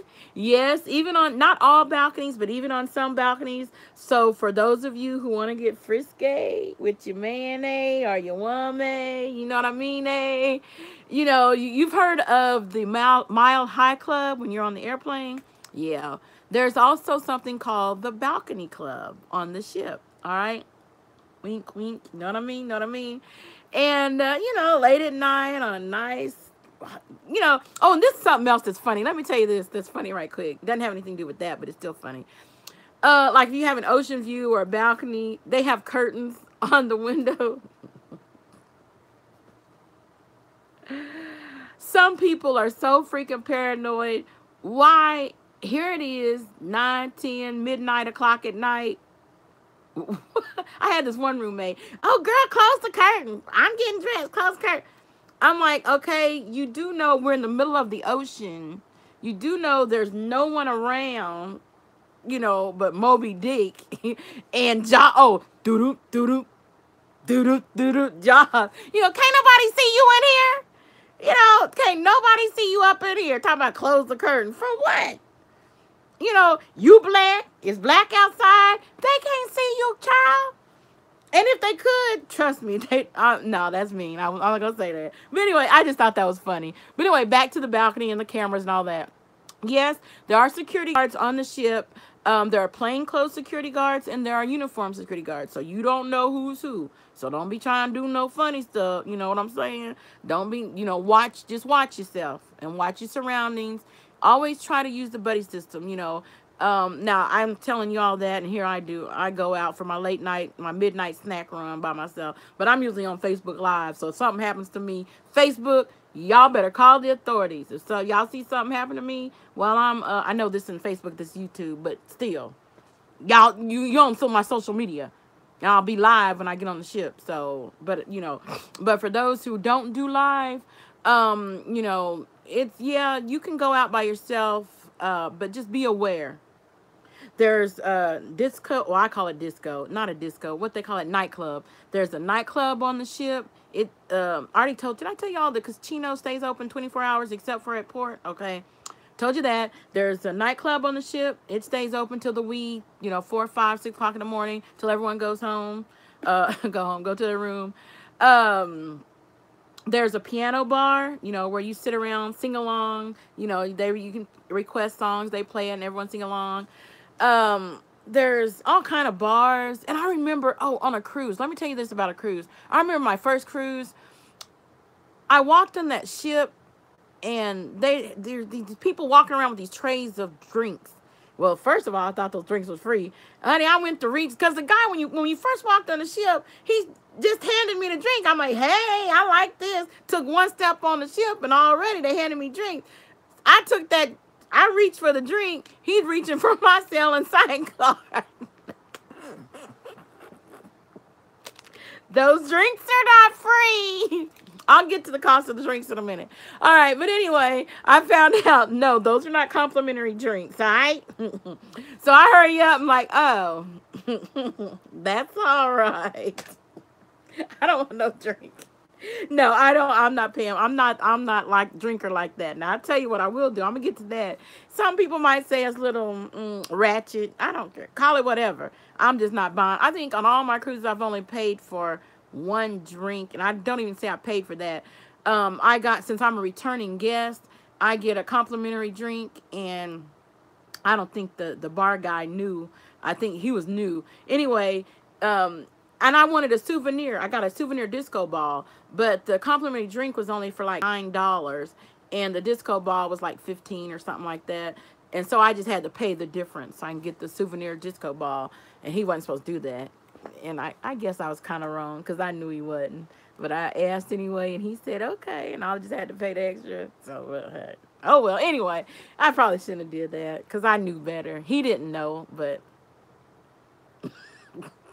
I wasn't going to pay $15 for no disco ball when I had a $10, you know, $9.99 voucher, drink voucher. But anyway, I know I shouldn't have did it. I know it's wrong. But anyway, Lord, forgive me. Listen to me, Lord, forgive me. Anyway, let's move on.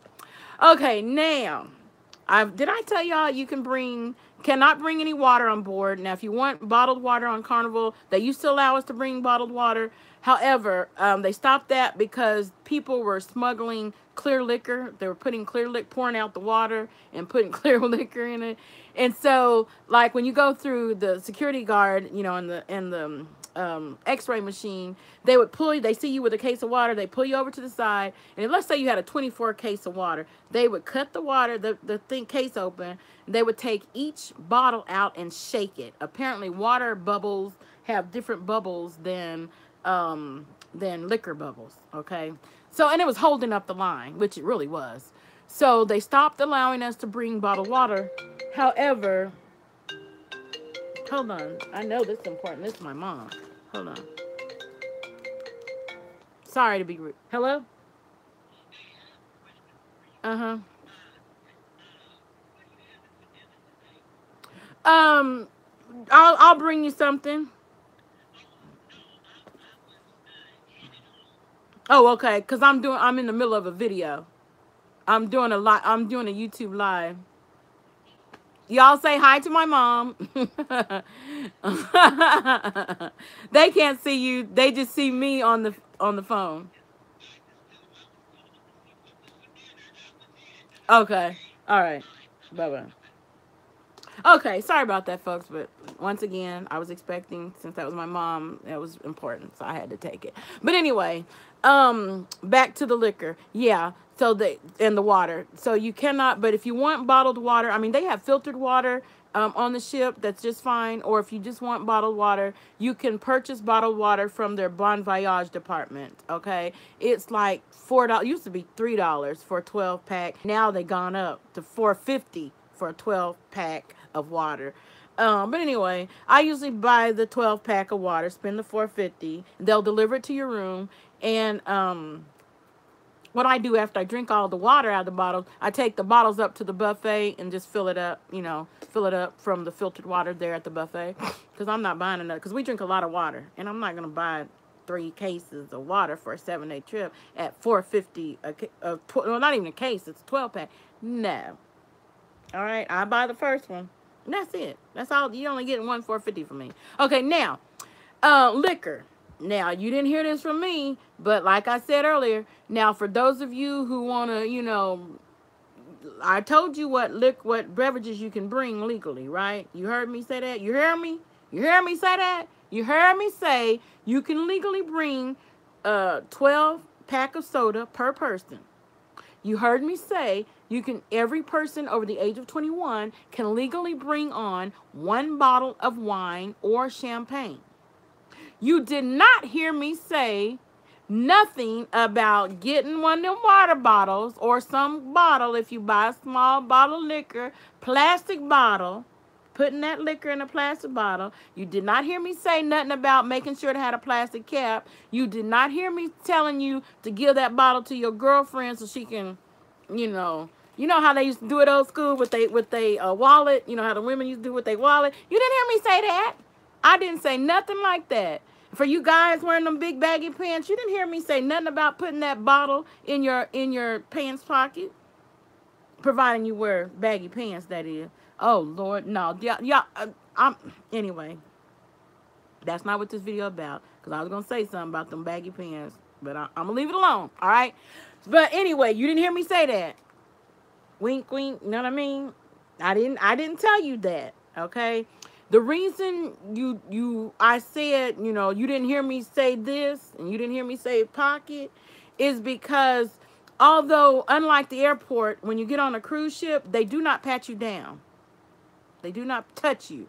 However, you do not want to put that in your check-in luggage because it may not make it because they randomly check luggage for liquor. You do not want to put it in your carry-on luggage because, like I told you earlier, that carry-on luggage is going to be sent through an X-ray machine and they can see. All right? So, you know, that's why I said I didn't say nothing about that, you know, because they don't pat you down. But, you know, I'm not telling you. There's liquor store at each port, you know. Now, if you want to buy a bottle of liquor, what you can do legally, you can pre-order your liquor from the Bon Voyage department. However, like, I'm just making up something here because I don't know how much the liquor costs for real, on land or there. But let's say a bottle of gin or whatever. I don't know. I don't know how much this stuff costs. But I'm just throwing out a number. Let's say a bottle of $20 liquor at home. Okay, you purchase it from their Bon Voyage department to have it delivered to your room so you can drink. It'll be waiting for you when you first check in on the ship. That bottle might cost you 30-40 bucks. Okay, but at least it's there and you get convinced. You don't have to do none of that smuggling stuff, because now this is the part I don't understand about these cruise lines. They have a liquor store on the ship. You can purchase bottled liquor on the ship. However, you cannot drink that bottled liquor on the ship. Okay, now wait a minute. They have a liquor. See, to me, that's a waste of space. They need to take that liquor store out. Shoot, they can put a food joint in there. I'd rather have a food joint, something that I can eat and take to my room. Yeah, that's how it works on the ship, people. On the cruise line ship, they do have liquor stores on the ship where you can purchase bottles. However, you cannot take those bottles to your room. What they do, you pay for the bottles. They get your name and room number and everything. And the last night of the cruise, they deliver it to your room. Okay, that kind of defeats the purpose, right? Most people buying the liquor from the liquor store while they're on the cruise to drink it while they're on the cruise, right? You won't be drinking that. Same thing when you go to port, when you go to the different ports, like I just said, each port, there's several different liquor stores and stuff. However, once again, you didn't hear me say when you go to that liquor store while you're at port to buy a small bottle and, have your girl, pretend like it was her wallet and she, how we have our own secure place up in there, or, pocket with some baggy pen. Well, you didn't hear me say that. But because if you buy a large bottle of liquor, and you can purchase large bottles of liquor at liquor store and bring them back on the ship. However, once again, you're not going to drink it. When you get back on the ship, let's say you've been at port all day, you get back on the ship there, and you put your bags through the x-ray machine, they x-ray your bags and stuff, and they're going to see that liquor in them bags. They're going to point you to this table, this liquor table, and you're going to give them your name and room number and all that. They're going to confiscate that liquor unless, you didn't hear me say this. You didn't hear me say this part at all, because I'm not saying it.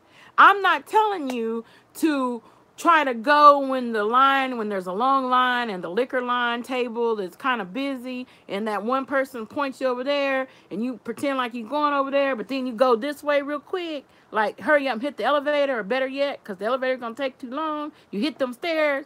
You didn't hear me say that. I didn't say nothing like that. Girl, man, I would never say that. So, or like, if you're in a group of folks with 4, 5, 6 people, 6 of y'all, and the person tell you that there's the check-in table to check that liquor in, and, like maybe 2 or 3 of you all have big bottles of liquor. One of y'all go ahead and go over there. The other 2, y'all kind of like, oh, I got to hurry up and go to the restroom real quick. So I got to go so bad, I can't even wait for the elevator. You got to run up them stairs with that bag of liquor.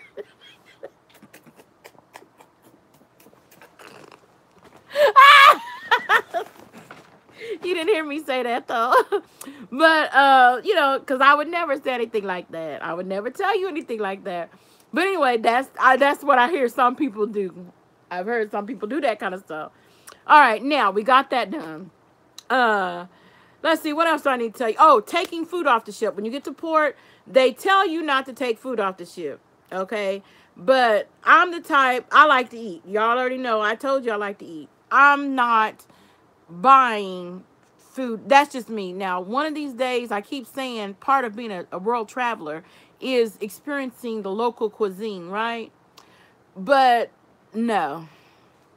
Okay? One thing, I'm very picky, finicky where I eat and what I eat. Number one. Number two, why would I spend money at port to buy food, when there's a whole ship with free food?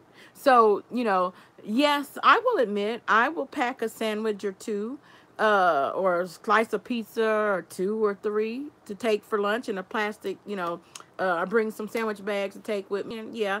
Now the thing about it is, and you can take, like, if you do a water sport or a water activity or something, I think they said now you can take packaged food that's like if you see what they call them packaged muffins, or they have little boxes of cereal, you can take those things off. Anything pre-packaged you can take off. You just cannot, you're not supposed to take off cooked food and fruit, you know.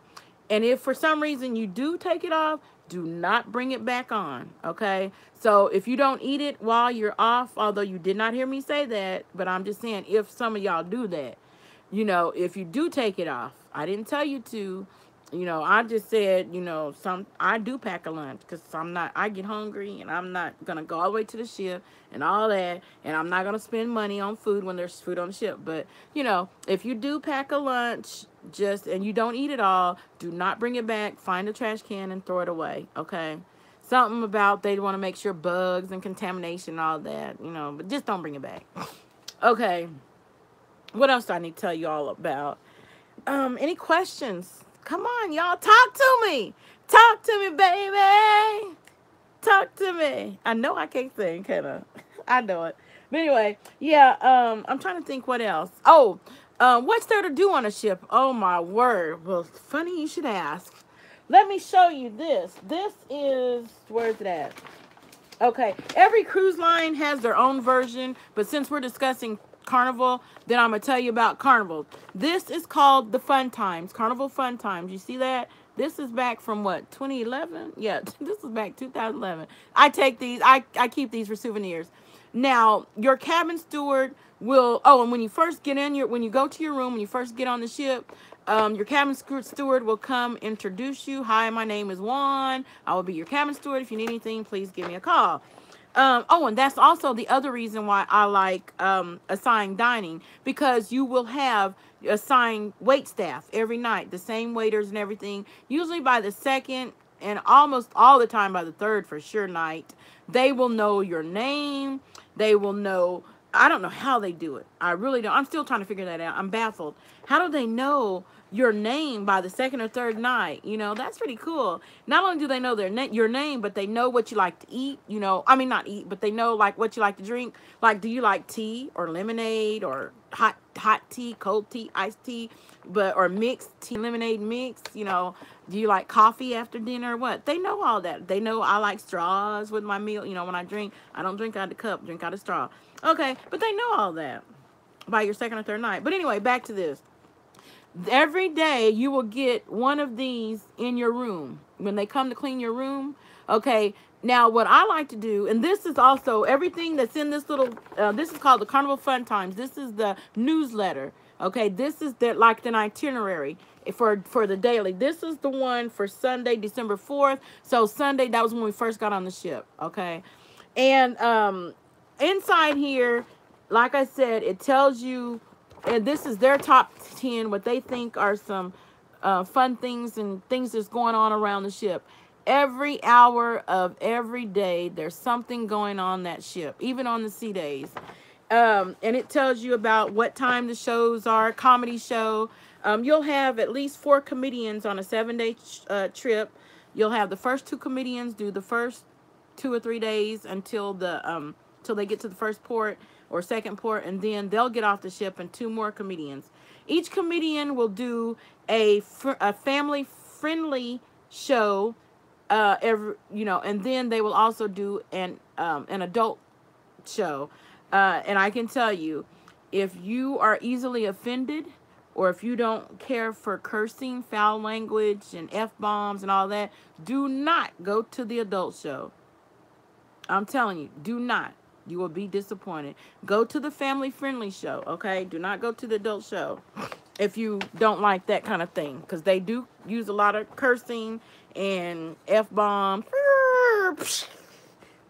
all that kind of stuff. So don't. But that's what this is. It's an itinerary every day. Now, what you can do, like I told you, remember I told you all to download the Carnival Fun Hub app? Everything that's in this newsletter is on that app. You know, it tells you the dinner time and what time breakfast, because for breakfast and lunch, You can eat dinner. I mean, you can eat breakfast and lunch in the dining room. Now, it's not going to be the same dining room that you ate dinner at per se. So make sure you check out the itinerary to see which dining room they're serving breakfast and lunch, and what time, because the sea day breakfast and lunch is different than the port day breakfast and lunch. So check this out. And it tells you, like, this is the sail away party, the onboard welcome aboard show, jackpot. Tells you got the stuff on there for the kids. And oh, speaking of kids, those of you bringing kids, make sure your kids attend Camp Carnival for their respective ages. It's broken up to like 3 different age groups. Yeah, you have the, what is this? Age 2. Let me see. They're supposed to break the, what's this? 2 to 9, and age 9 to 14, and then age 15 to 17. Okay, each age group have their own little area, and make sure, parents, you take your kids to, and I know for the younger kids that you have, they will give you a pager, you know, in case there's something, you know, that the child needs you for, or they need you for, you know, so, you know, they'll give you a pager. The 15 to 17-year-olds, they have their own little nightclub, and they can check themselves in and out, you know, unless you tell the counselor not to let them leave by themselves. Okay. But anyway, back to the cell. This is called the Fun Times. This is also the same. Everything that's on here is on that Carnival Hub. So if you don't want to carry around this piece of paper, this right here, before they got the Carnival Fun Hub, you could tear this part off, because this little strip, front and back,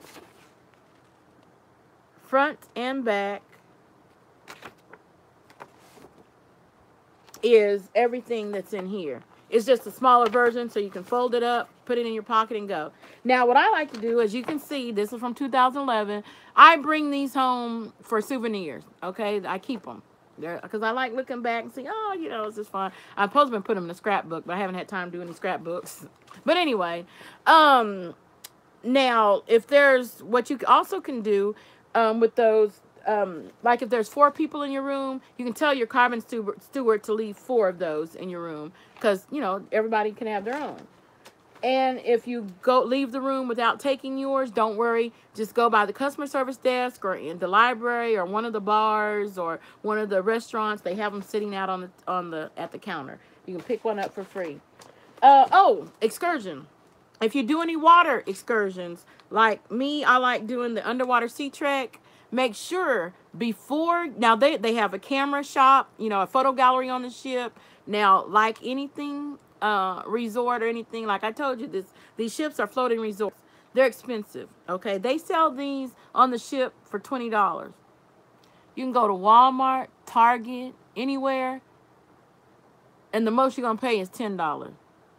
So if you plan on doing any water activities and you want to take pictures, and your regular camera is not waterproof, go stop by somewhere, and, you know, Walgreens, CVS, whatever, and pick you up 1 or 2 of these to take with you, okay? Because they're a heck of a lot cheaper than buying them on the ship or buying them at port, okay?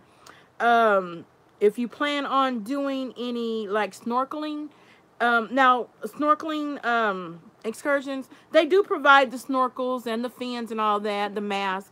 However, I don't know about you, but I'm a bit of a germaphobe. I always bring my own, well, before, I didn't bring it in here. Anyway, I got this cool full face mask. But, so, like where the snorkel spout thingy, and it's all one. It's a full face mask, okay? So my face doesn't get wet when I go snorkeling. And I don't have to use that, you know, that snorkel tube that you had to breathe in. None of that. I can breathe, put that full face mask on, breathe normal like I'm breathing now, and I can go snorkeling, baby. But if you do want to snorkel, you don't have to bring all your snorkel gear, but I do suggest bring your mouthpiece, and you can use their goggles and their fins. But just now that's just me. They provide mouthpiece for you, but like I said, I'm just one of these people, and they have this big, huge barrel of quote unquote sanitized water. You know how they sanitize them mouthpieces that everybody that have their mouth on? They take the mouthpiece, Swish, swish, swish, swish, swish. In the quote unquote so-called wink wink sanitized water. That's it. That's why I said, I bring my own mouthpiece. But, you know, I don't have a problem using their, because I also have Clorox wipes that I always take with me. So I wipe the goggles off, you know. But I do use their, you know, before I got my new mask. But now that I have a full face mask, I don't even need their goggles. So, but anyway, that's that. The other thing I want to show you all is, oh, this right here. This is for the Vista. Let me put my spectacles on so I can read it for you. When you get on the ship, like I said, at the customer service desk and the bars and library and all that, they're going to have these Carnival Fun Times you can pick up. Right next to it is going to be one of these, similar to this. This is, oh, it's probably going to look like, this is the one, these are the new ones. Both of these are the same. This one was for the Vista, and this one is for the Glory, okay? And what these are, they're little hint maps. They're little maps of the ship, layout. You see, can you see that? It's the layout of the ship. Very handy, very, very, very handy to carry around. But like I said, this is also, if you download the Carnival Hub app, you don't need to even carry this because this layout, this ship layout, is also on that app. And it's just a way for you to learn your way around. It'll take you a good 1 or 2 days. By your second or at least by your third day, you'll know your way around. And the reason I say learn your way around, because some decks, I think it's like deck 5, 4, and 5, they don't go all the way through. You know, you can't walk from front to back all the way through on some of the ships. On some ships you can, but on most of the ships you have to drop down a half a deck, which I think is so weird. It's not, you're not dropping down a full deck. So you can take the elevator, let's say deck 3, and you want, or let's say deck 4, and you're going down to 3. You can't just take the stairs down, you know, you can't take the elevator down to 3, okay, unless you're in the middle of the ship. But if you're all the way to the front or all the way to the back, you have to do like, you have to take, the elevator don't go down to 3 from 4. You have to, or 5, you have to take a half deck down the stairway. It's weird. Don't ask me. Don't ask me why they do it, but they do it. All right. Now, what to bring? Do not overpack, people. My first cruise, oh my word. Oh, that's something else I get. How much luggage I can take. You can take as much luggage as you want. As much luggage. If you want to take 10 bags and pay the porters for that many bags, go ahead. You can take as much. Unlike the airline. Now, if you're flying in, that's a different story. You ain't going to be taking no 10 bags. You barely going to take 2, right? Unless you're flying Southwest. Then Southwest lets you get 2 carry-on and 2 check-in bags free. But no, cruising, you can take as many bags as you want. Just keep in mind, you know, $1 to $2 per bag check-in. Also keep in mind storage area. If you don't have, you know, if you have anything other than a suite and you have more than 2 people in your room, storing your luggage is going to be kind of, ooh. Now, I recommend to store your luggage, I recommend putting, you know, now I don't know about you all. My parents, when they go on a trip, they live out of the suitcase. Ugh. Now, if I'm just going to be there 1, 2, 3 days, maybe. But if I'm going to be on a ship for 7 days, I'm unpacking. I'm taking everything. I'm making myself at home. I'm going to kick back. Hey. I'm going to take everything out, put it on the counter, put my clothes, my undies in the drawer, my socks in the drawer, hang my stuff up. I'm making myself at home. Okay, and you want to do that, especially if there's more than 2 people in the room, because what you can do with your suitcases, put the smaller ones inside the bigger ones, the big one, and slide it under your bed. There's enough room under your bed that your suitcases will fit.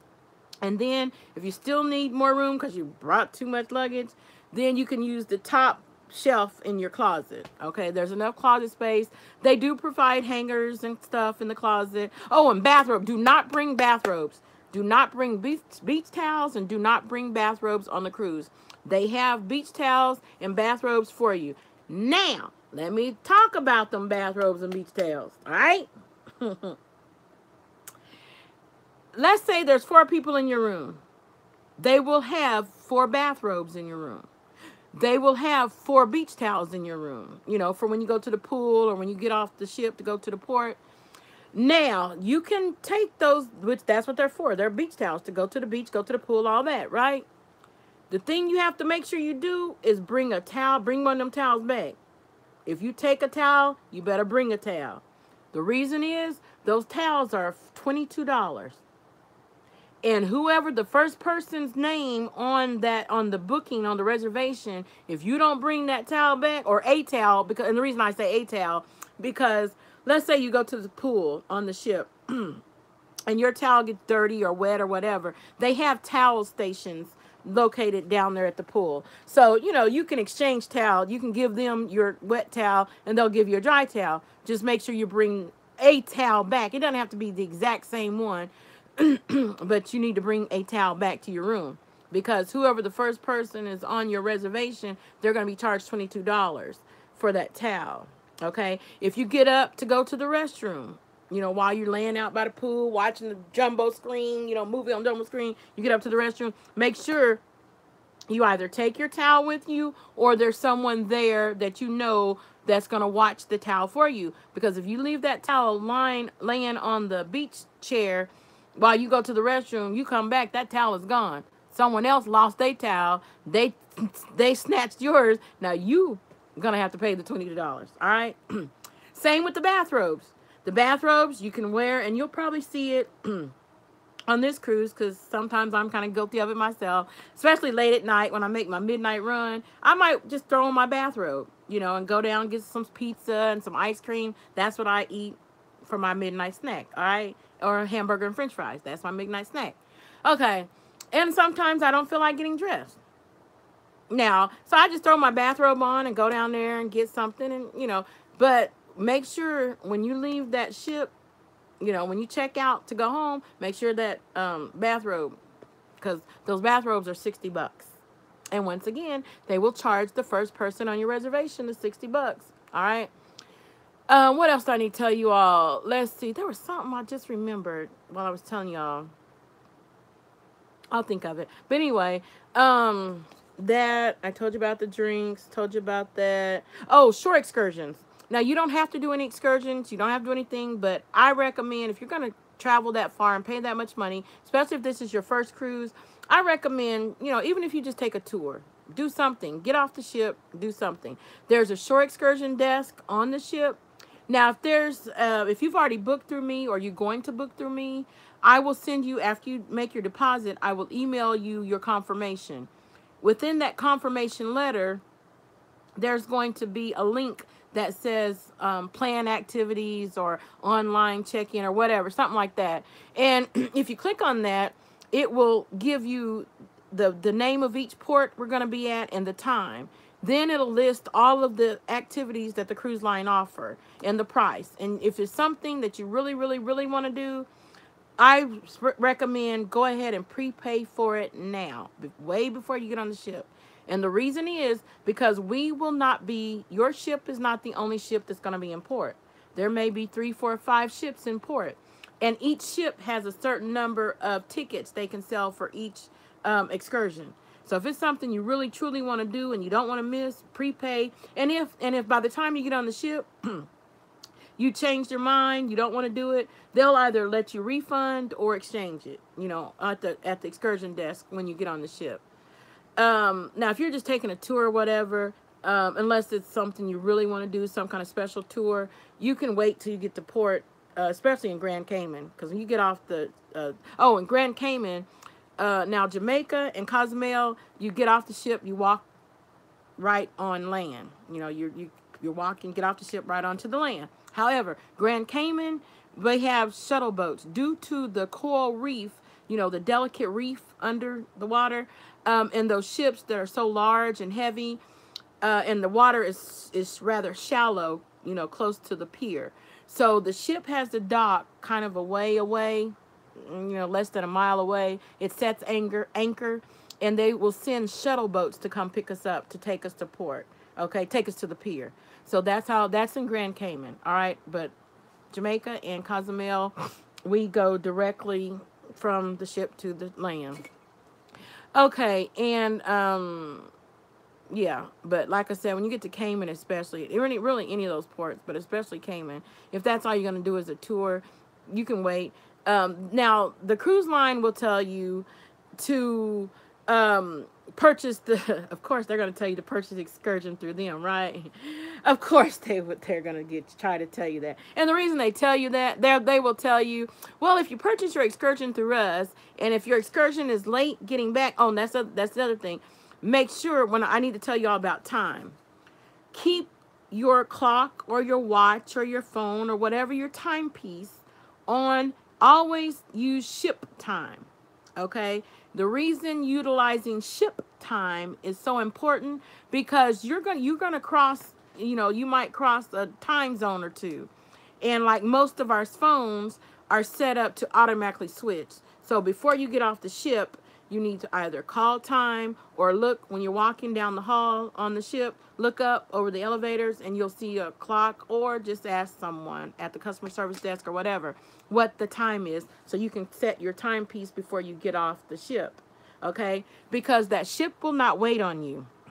Now, what the cruise line will tell you, which I think is funny, in order to get you to purchase and the reason why they want you to purchase their excursions from them, and the reason why I tell you, unless it's something you really want to do, don't, is because the cruise line excursions are a little bit more expensive. You can get a tour in Cayman for like $25-30 per person. Cruise line will charge you $50 for that same tour. The same people that purchase theirs from the cruise line and you purchase yours from the tour company directly once you got to the port, y'all gonna be on the same bus taking the tour. So if the cruise line is gonna wait for them to get back, guess what? They're also gonna wait for you. But that's just a scare tactic they use, or if the cruise line, now, sometimes they can't wait. Even though they may get a call from the tour company and tell them that, hey, we're running late, blah, blah, blah. Now, what the cruise line will do, cruise line will go ahead and go. They'll go ahead and pull off, but they will pay your way to catch up to them at the next port, or they will put you on a shuttle. They will pay for you to take a shuttle to catch up to them. So that's one of the perks and reasons why they tell you to purchase the excursion through them. Whereas if you purchased it on your own, from the tour company directly, and your excursion is late getting back to the ship, that ship is already gone. Which is why, another reason why I tell people, if you can swing it, get a passport, because you're going to need a passport to either fly home or fly to catch up to the ship, depending on how far the next port is, to get off that island wherever you are. So just make sure that you don't even miss the ship. And I know you're probably saying, well, how am I going to know if I'm on an excursion? Well, you don't. That's why when you book an excursion, okay, you want to book an excursion to where it's over, it's finished, or it's supposed to be finished several hours before time to get back on the ship. And they're going to tell you, the cruise line tells you, be back on that ship like 30 minutes before sail. Like, we're supposed to leave the port at 5. The cruise line will tell you to be back on the ship at 4:30, because they're going to pull that gangway up anyway. I can't tell you. Oh my goodness. That's the other good thing about having a balcony. I love sitting out on the balcony. It never fails every cruise. Watching pier runners. Hey, here I am. Stop, wait. They're running. Because they stayed at Senor Frogs or Margaritaville a little too long and got a little too tipsy and lost track of time. And they've already pulled the gangway. Oh, well, bye. And I'll be waving at them and have my video going. They be, and then you see them like, now what? We're stuck. Now, sometimes you can probably hitch a ride.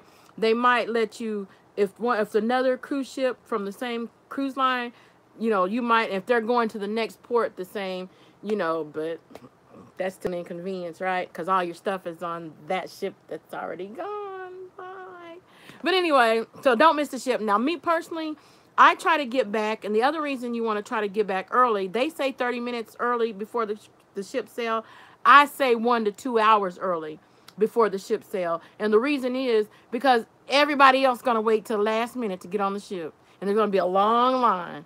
And after spending all day at port in the hot sun, last thing I want to do is stand out in line waiting to get on the ship. So try to get back to the ship 1 to 2 hours early before they tell you, you know, that you have to be on there, okay? That's just good rule of thumb. And that way you can already be on the ship while everybody else standing in line trying to get on. And you can watch the pier runners and wave and laugh at them, okay? Something else I need to tell you all. Oh, I know, I started telling you about the food. Now, you do you, boo. I don't eat the food when I go to these different ports. That now, I think there was, when I was in Bahamas, there's a tour guide called Showtime. He took us to a couple of places. I ate, I tasted. I didn't eat it, but I tasted it. Which, how you pronounce it? Conch. I tasted that. I like seafood, but I didn't care too much for that. But anyway, I do not eat the local fare. I told you one reason I don't, because why spend money? Now, I did another time in, where was that at? Cozumel, I think it was. That because, oh yeah, it was in Cozumel, because it was part of the excursion. They fed us lunch, and it was at a nice, clean, sanitized establishment. It was at a restaurant. It wasn't somebody, you know, a street vendor type thing. No, they were sanitized, clean.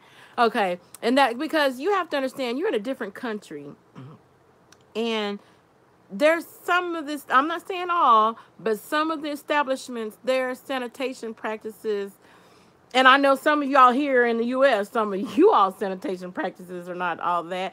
Y'all don't wash y'all hands. Y'all digging your nose, digging your butt, eat your boogers and everything. Y'all, I'm not going to say what else y'all be eating, but you don't wash your hands. All right, I'm just going to call it the way it is. I see y'all, you don't wash it, and that's no offense, but that's why I don't eat y'all cooking. But that's another video. I shouldn't go there, but it's the truth. But anyway, because I know you don't wash your darn hands. And they don't, you know, I'm not saying every place in all these countries, because some of them do, like I said. But just be careful if you do decide to eat at the, you know, eat the local food. Because I know with me, it is tempting because it smells so good. And y'all know I'm a foodie. And it looks so good, but I just haven't. It's just the thought of them, they little rusty, dusty claws.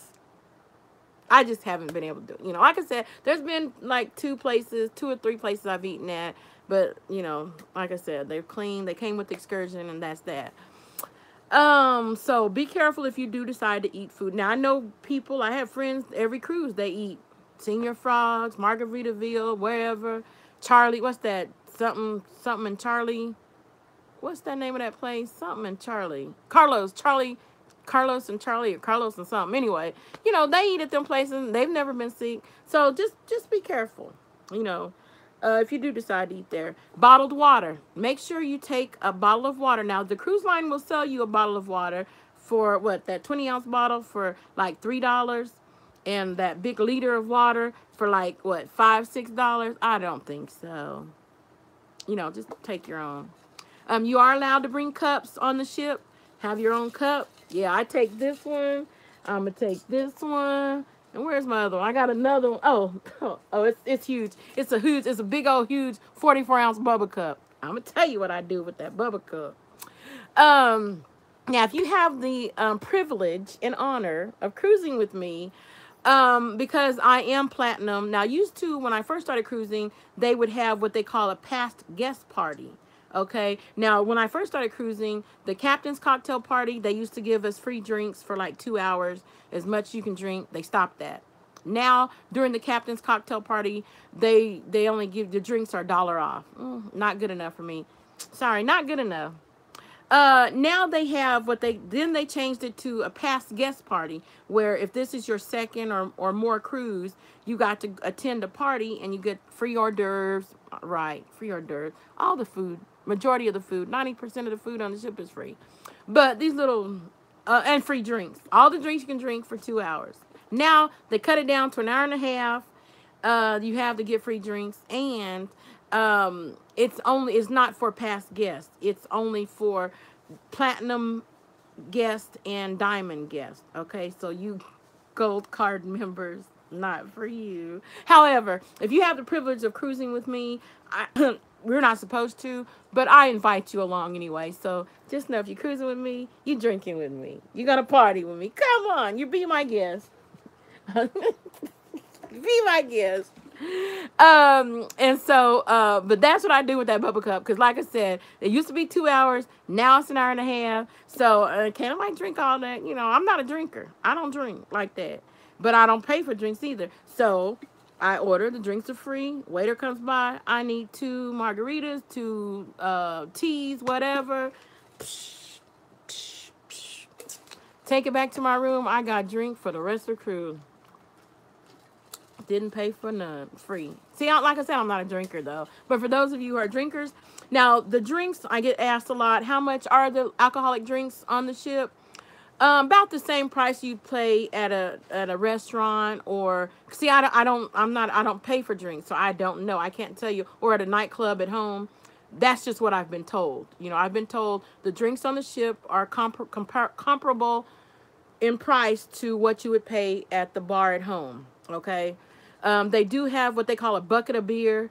I can't remember how many beers you get with that. Don't ask me. I don't know. I have to look it up. Now, if you're a big, huge drinker, they have what they call the Cheers package. However, okay, this is how the Cheers package works. Let's say it's like a 7-day trip. The Cheers package, they call it unlimited drinks. It's not really unlimited because you're allowed 15 drinks per day. Now, to me, that's a whole lot of drinks. That's unlimited in my book. But if you're, if you're an alkie, or if you drink, you're a drinker, 15 drinks a day is nothing, right? For you guys, but for me, it would.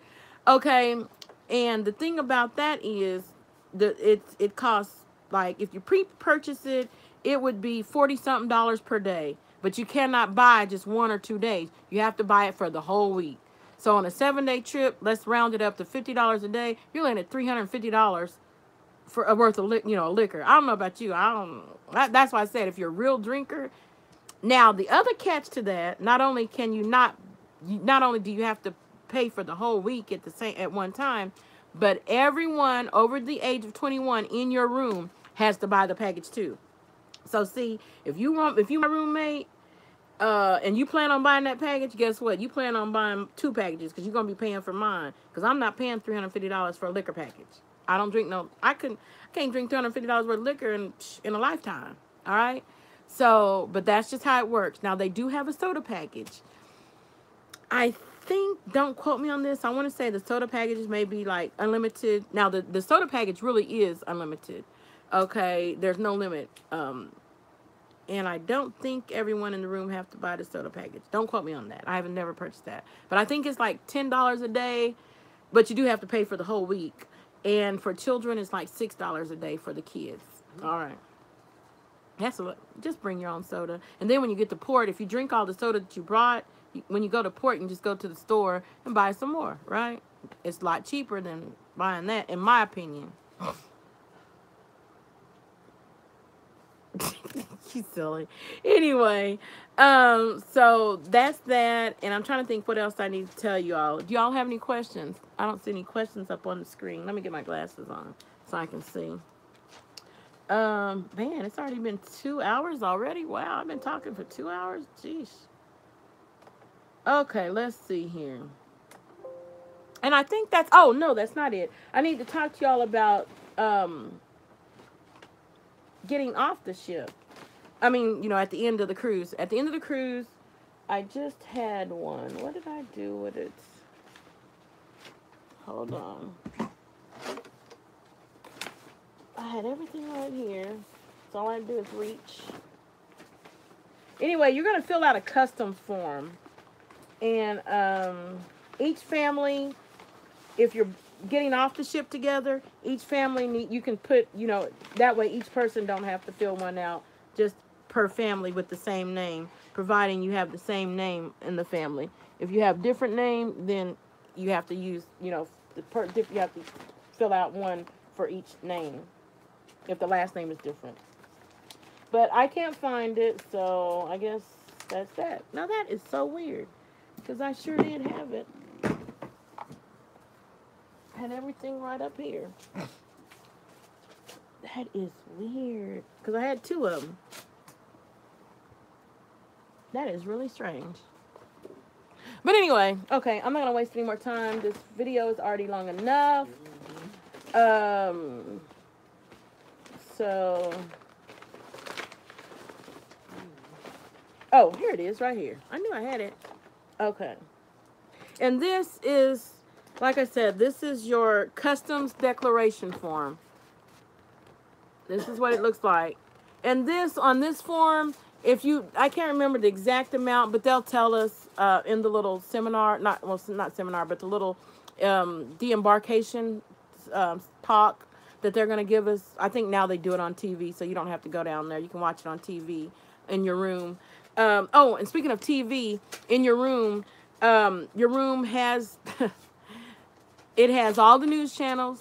It has TBN, TGN, whatever. It has a couple of movie channels. The only problem is you're going to watch 2 movies all week. They're going to alternate them 2 movies all week. And then they have all the sports now. They have like 3 or 4 ESPN channels on there. And then there's probably like 4 or 5 ship channels. And what I mean by ship channels, they'll have some that shows the GPS locator, where the ship is and where it's headed and where we be and all that, like a tracker.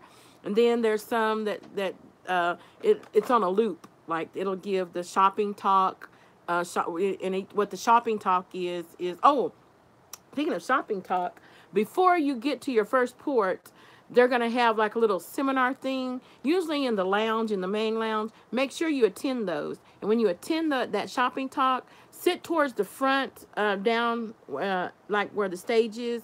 The reason for that is because when they give those shopping talks, they usually toss out T-shirts and fake pearls and stuff like that, and fake rings, you know, cubic zirconia stuff and all that, hats, visors, you know, beads, and usually the people sitting on the first couple of rows are the ones that can close enough to get it.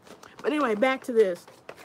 Each family will fill one of these out, and it's just declaring if you've purchased like over $10,000 worth of diamonds, right?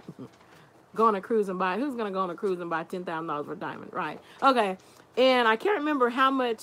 I know, like, if you're cruising out of Texas, I can't remember how many cartons of cigarettes, because a lot of people buy cigarettes on the ship or in the port because it's cheaper. Same with liquor. It's cheaper on the ship or in port. You're supposed to declare it, you know, but that's up. You didn't hear it from me, but I'm just telling you, this is the form you fill out.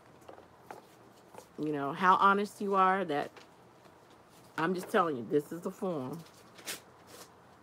Because you will have to pay taxes on anything over the amount. That's what I'm saying.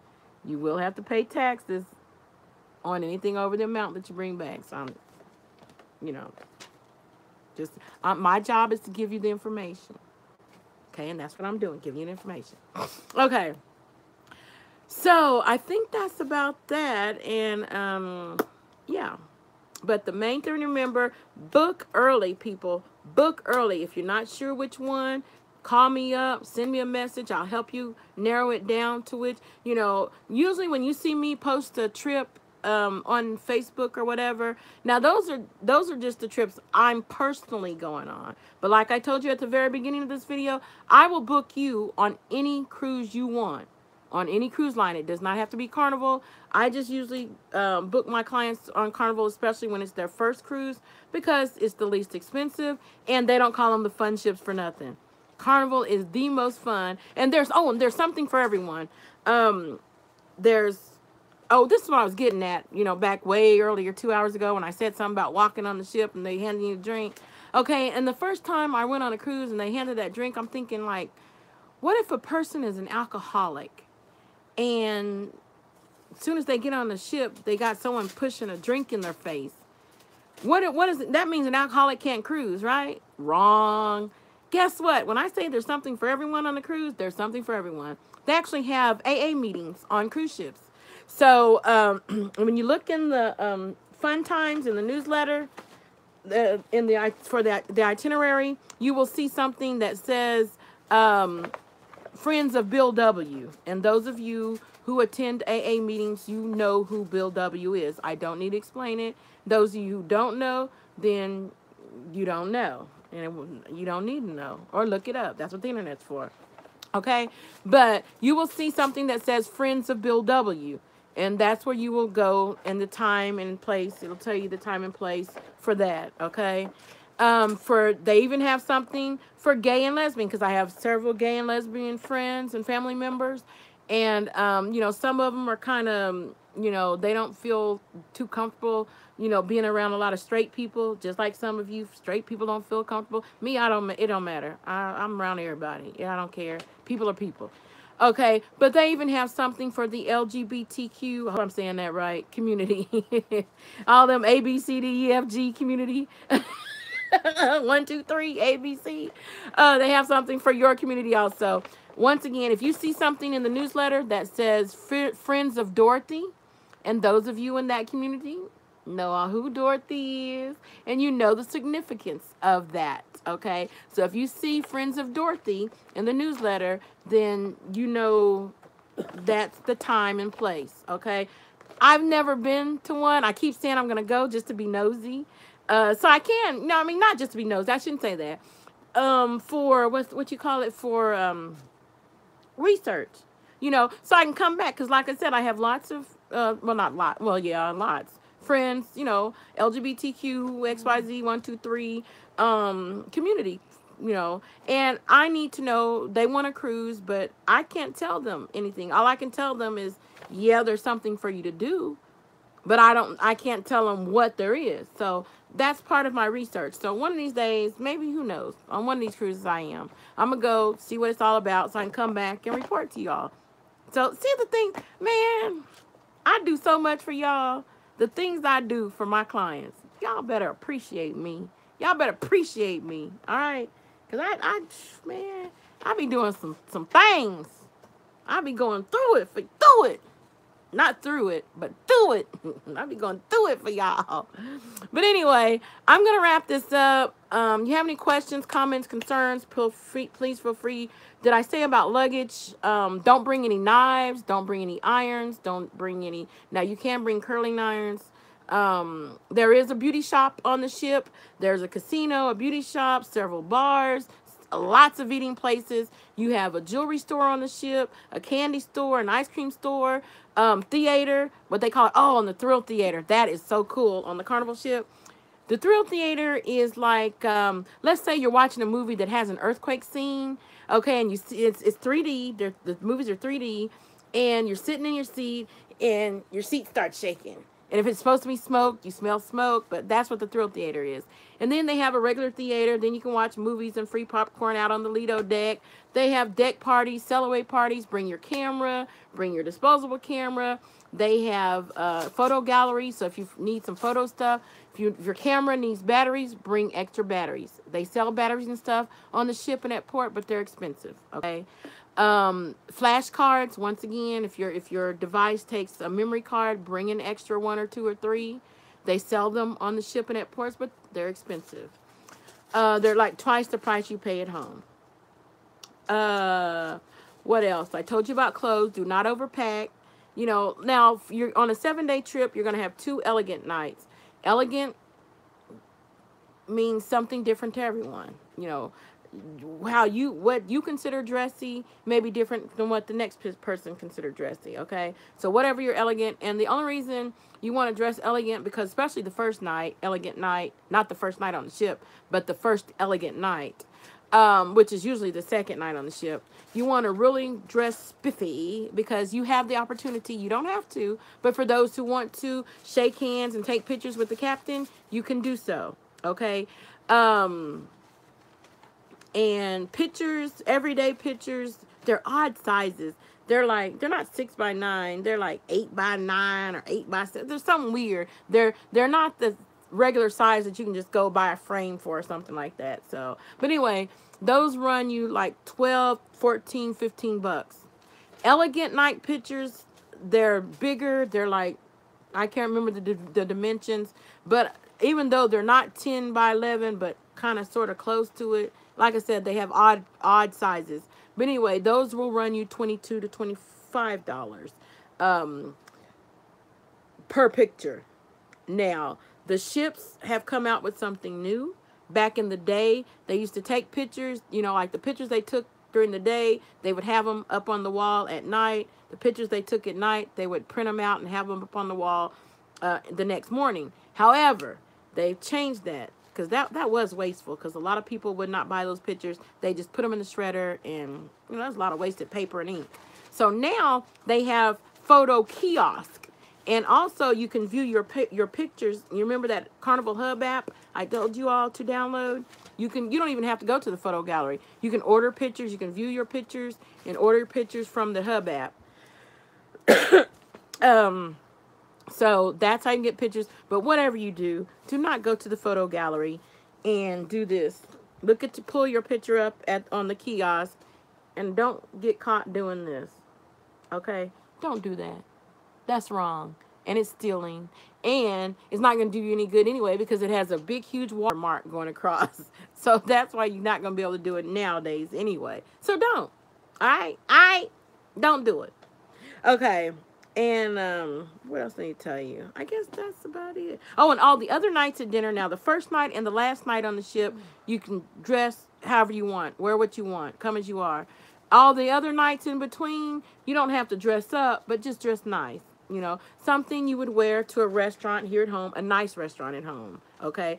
Guys, men, you do not have to wear ties, but you do, just wear nice. Cowboys might want to wear some extra stiff jeans. If you wear jeans, or a nice pair of slacks and some shoes, decent, not tennis shoes.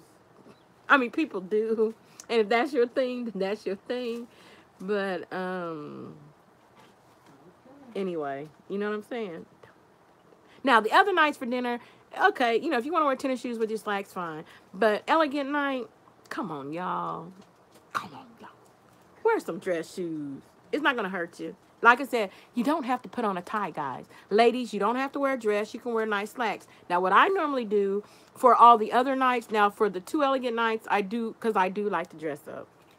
I'm just spiffy like that. All right? I like to dress up, so I do wear dresses those nights. But on all the other nights, what I normally do, I will wear either I'll bring one pair of black slacks or one black skirt, and I just change my blouse. I wear a different blouse every night. That way it looks as though I'm wearing a different outfit, but I'm not. It's the same pair of pants or the same skirt. I just changed my top, okay? That cuts down on clothing, because you're not going to get dirty or sweaty or anything, so you don't need to pack a lot. Learn to mix and match your outfits. Shorts, jeans, whatever you wear, capri pants, skirts, sundresses, you can mix and match. You can wear them more than once, You don't have to just wear it once and then toss it in dirty clothes. Not on a cruise ship, because you're not going to get dirty. You're not going to get sweaty. So you just don't need to bring a lot of clothes. And don't bring a lot of shoes. Please don't bring a lot of shoes. 1, maybe 2 pair of dress shoes. I usually bring up 1 pair of dress shoes, maybe sometimes 2. A pair of flats or pumps. A pair of tennis shoes, because I'm comfortable. A pair of comfortable walking shoes. And a pair of sandals or slides, to walk around the ship in. Because I don't like walking, that's just me. I don't like wearing shoes when I'm on ship. But you need something on your feet. You have to have something on your feet. So sometimes I'll wear tennis shoes, like if I'm going to do the sky ride or the ropes course, then of course you have to have, they won't let you on that if you're not wearing closed-toe shoes. You have to wear closed-toe shoes anyway. You can't wear flip-flops and sandals for those. And they have putt-putt golf on the ship. What else on there? Oh, like I said, the sky ride, the ropes course, all the sports. There's a gym, there's a spa, there's a sauna, all that's free. Now, if you want to do this, the spa is not free. I don't know if I said that or not, but yeah, the spa is not free. I can't remember what the spa prices are, but if you want to do the spa, and sit in the whatever, they usually run specials on port days. While everyone else is out at port, that's their way of making a little money and keeping you on the ship. They'll give you a special to go to the spa. Or you can, when you book your cruise, you can book a spa room. Now, my mom, she likes spa room. What is a spa room? It's a regular either interior or balcony or suite. But you have unlimited use of the spa. You don't have to pay for the spa because the price is built into the cost of the room. And it's unlimited. So that's something to think about. However, the sauna is free. Well, they have two saunas, one free sauna and one for the spa people. And the gym is free. Oh, and the gym is nice, although I ain't going to no gyms. But for those, there's a walking track on the top deck of the ship. There's a water park, you know, two water slides. Some ships have three. Those are fun. I did those last year. Those are fun. I'm gonna do them again this year. Those are fun. For kids and adults, water park. What else? Like basketball. What else do they have? Yeah, I said basketball. On some of the ships, they have foosball. You know, old-fashioned foosball and volleyball. They have volleyball court. So, you know, there's stuff to keep busy and in shape. Oh, there's an arcade. They have a, you know, video game arcade on the ship. I'm trying to think what else. There's so much to do on the ship. Then you have like scavenger hunt, all different kind of classes, dance classes, craft classes, cooking classes, whatever you want to do. You know, so there's something for everyone is what I'm getting at. If you go on a cruise, no matter what cruise line it is, and you get bored, you, my dear friend, are a boring person. You know, get involved. That's all I say. Karaoke. I've never done karaoke. I've done some other things that were crazy and silly. If you check out my Facebook page and check out my videos, you can see some of the crazy stuff I've done. And one of these days I will do karaoke. Oh, and let me show you something. Hold on. Mommy, will you pass me one of them chip on the stick up there? Please, I want to show them you can, when you get involved with different things, you know, like scavenger hunts and what do they have? Trivia. They have movie trivia, music trivia. And you can have the opportunity to win one of these wonderful 24 karat gold-plated plastic ship on a stick. Yay! I have about 5 of these, okay? And it has the name of the ship. Oh, isn't it beautiful? Yeah. And I have 5 of these. I have 2 medallions for different things I've done while I've on the ship. And I've won, you know, you get involved in different stuff and volunteer. I won a couple of bottles of champagne, a bottle of wine, you know, just doing stuff, acting a fool, being silly. But hey, it got me some free stuff, got me a trophy, got me a 14 plastic plated chip on a stick. So anyway, but that's that. And, oh, there's a beauty salon, a barber shop on the ship, nail salon. Yeah, you pay for all that. Your food is included. Coffee, tea, regular filter water, juice is included. Oh, and breakfast, guava. Oh, the guava juice is awesome. I don't do the pineapple. I mean, I don't do the orange juice and apple juice, but the guava juice, yes. Yes, yes, yes. Same with the pineapple. They have fairly decent, okay, pineapple juice. They have an ice cream shop. Of course, you have 24-hour self-serve, soft-serve ice cream, but they also sell hard ice cream in the candy store. They have one of those fancy coffee shops like Starbucks on the ship. So those of you who like to pay $6 for your coffee, you can still do that on the ship. They have a pastry shop. So those of you who like Cheesecake Factory, they make all kind of pastries. Now me, I'm not a coffee drinker, so I don't buy the coffee. And the pastries and desserts that I get at the buffet and in the dining room, that's good enough for me. I'm not going to pay $5 for a slice of cake. Okay? So, but for those of you who do, that's you. Okay? It's there.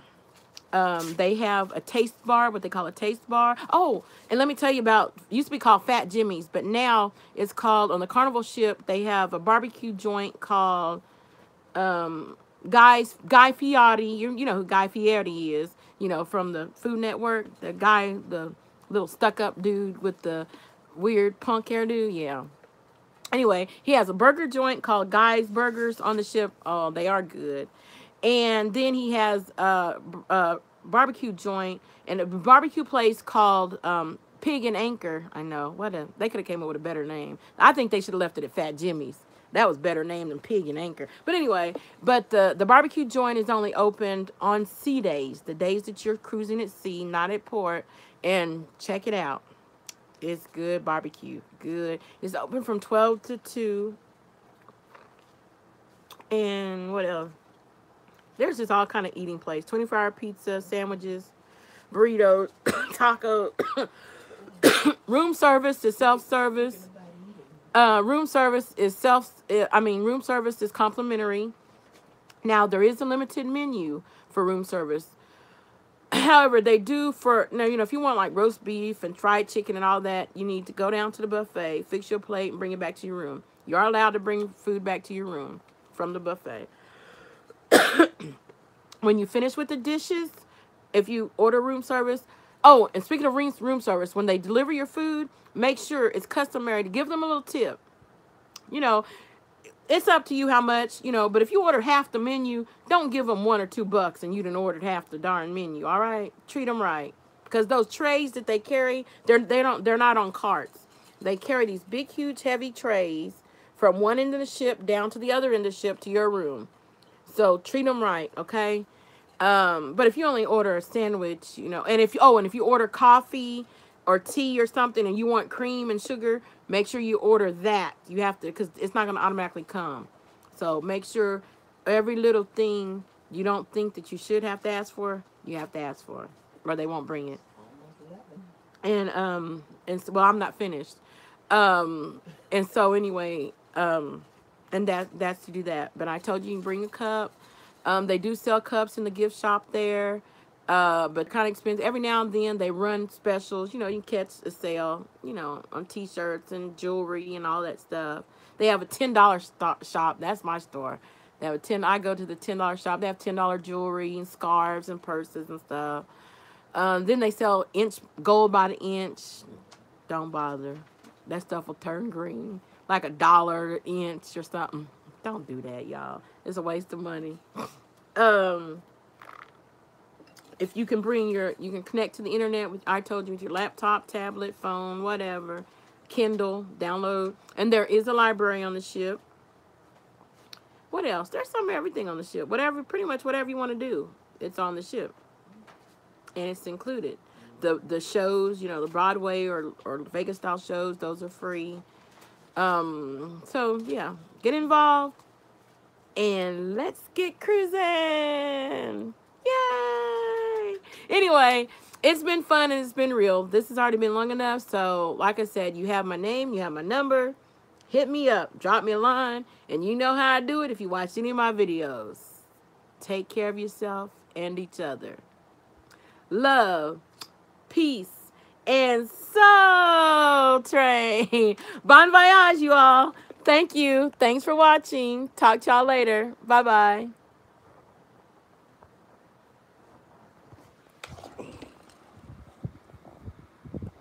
Let's see. Are there any questions on here? Anyone? Let me see. That's what I'm checking. We're still online, so you're still online. Yes.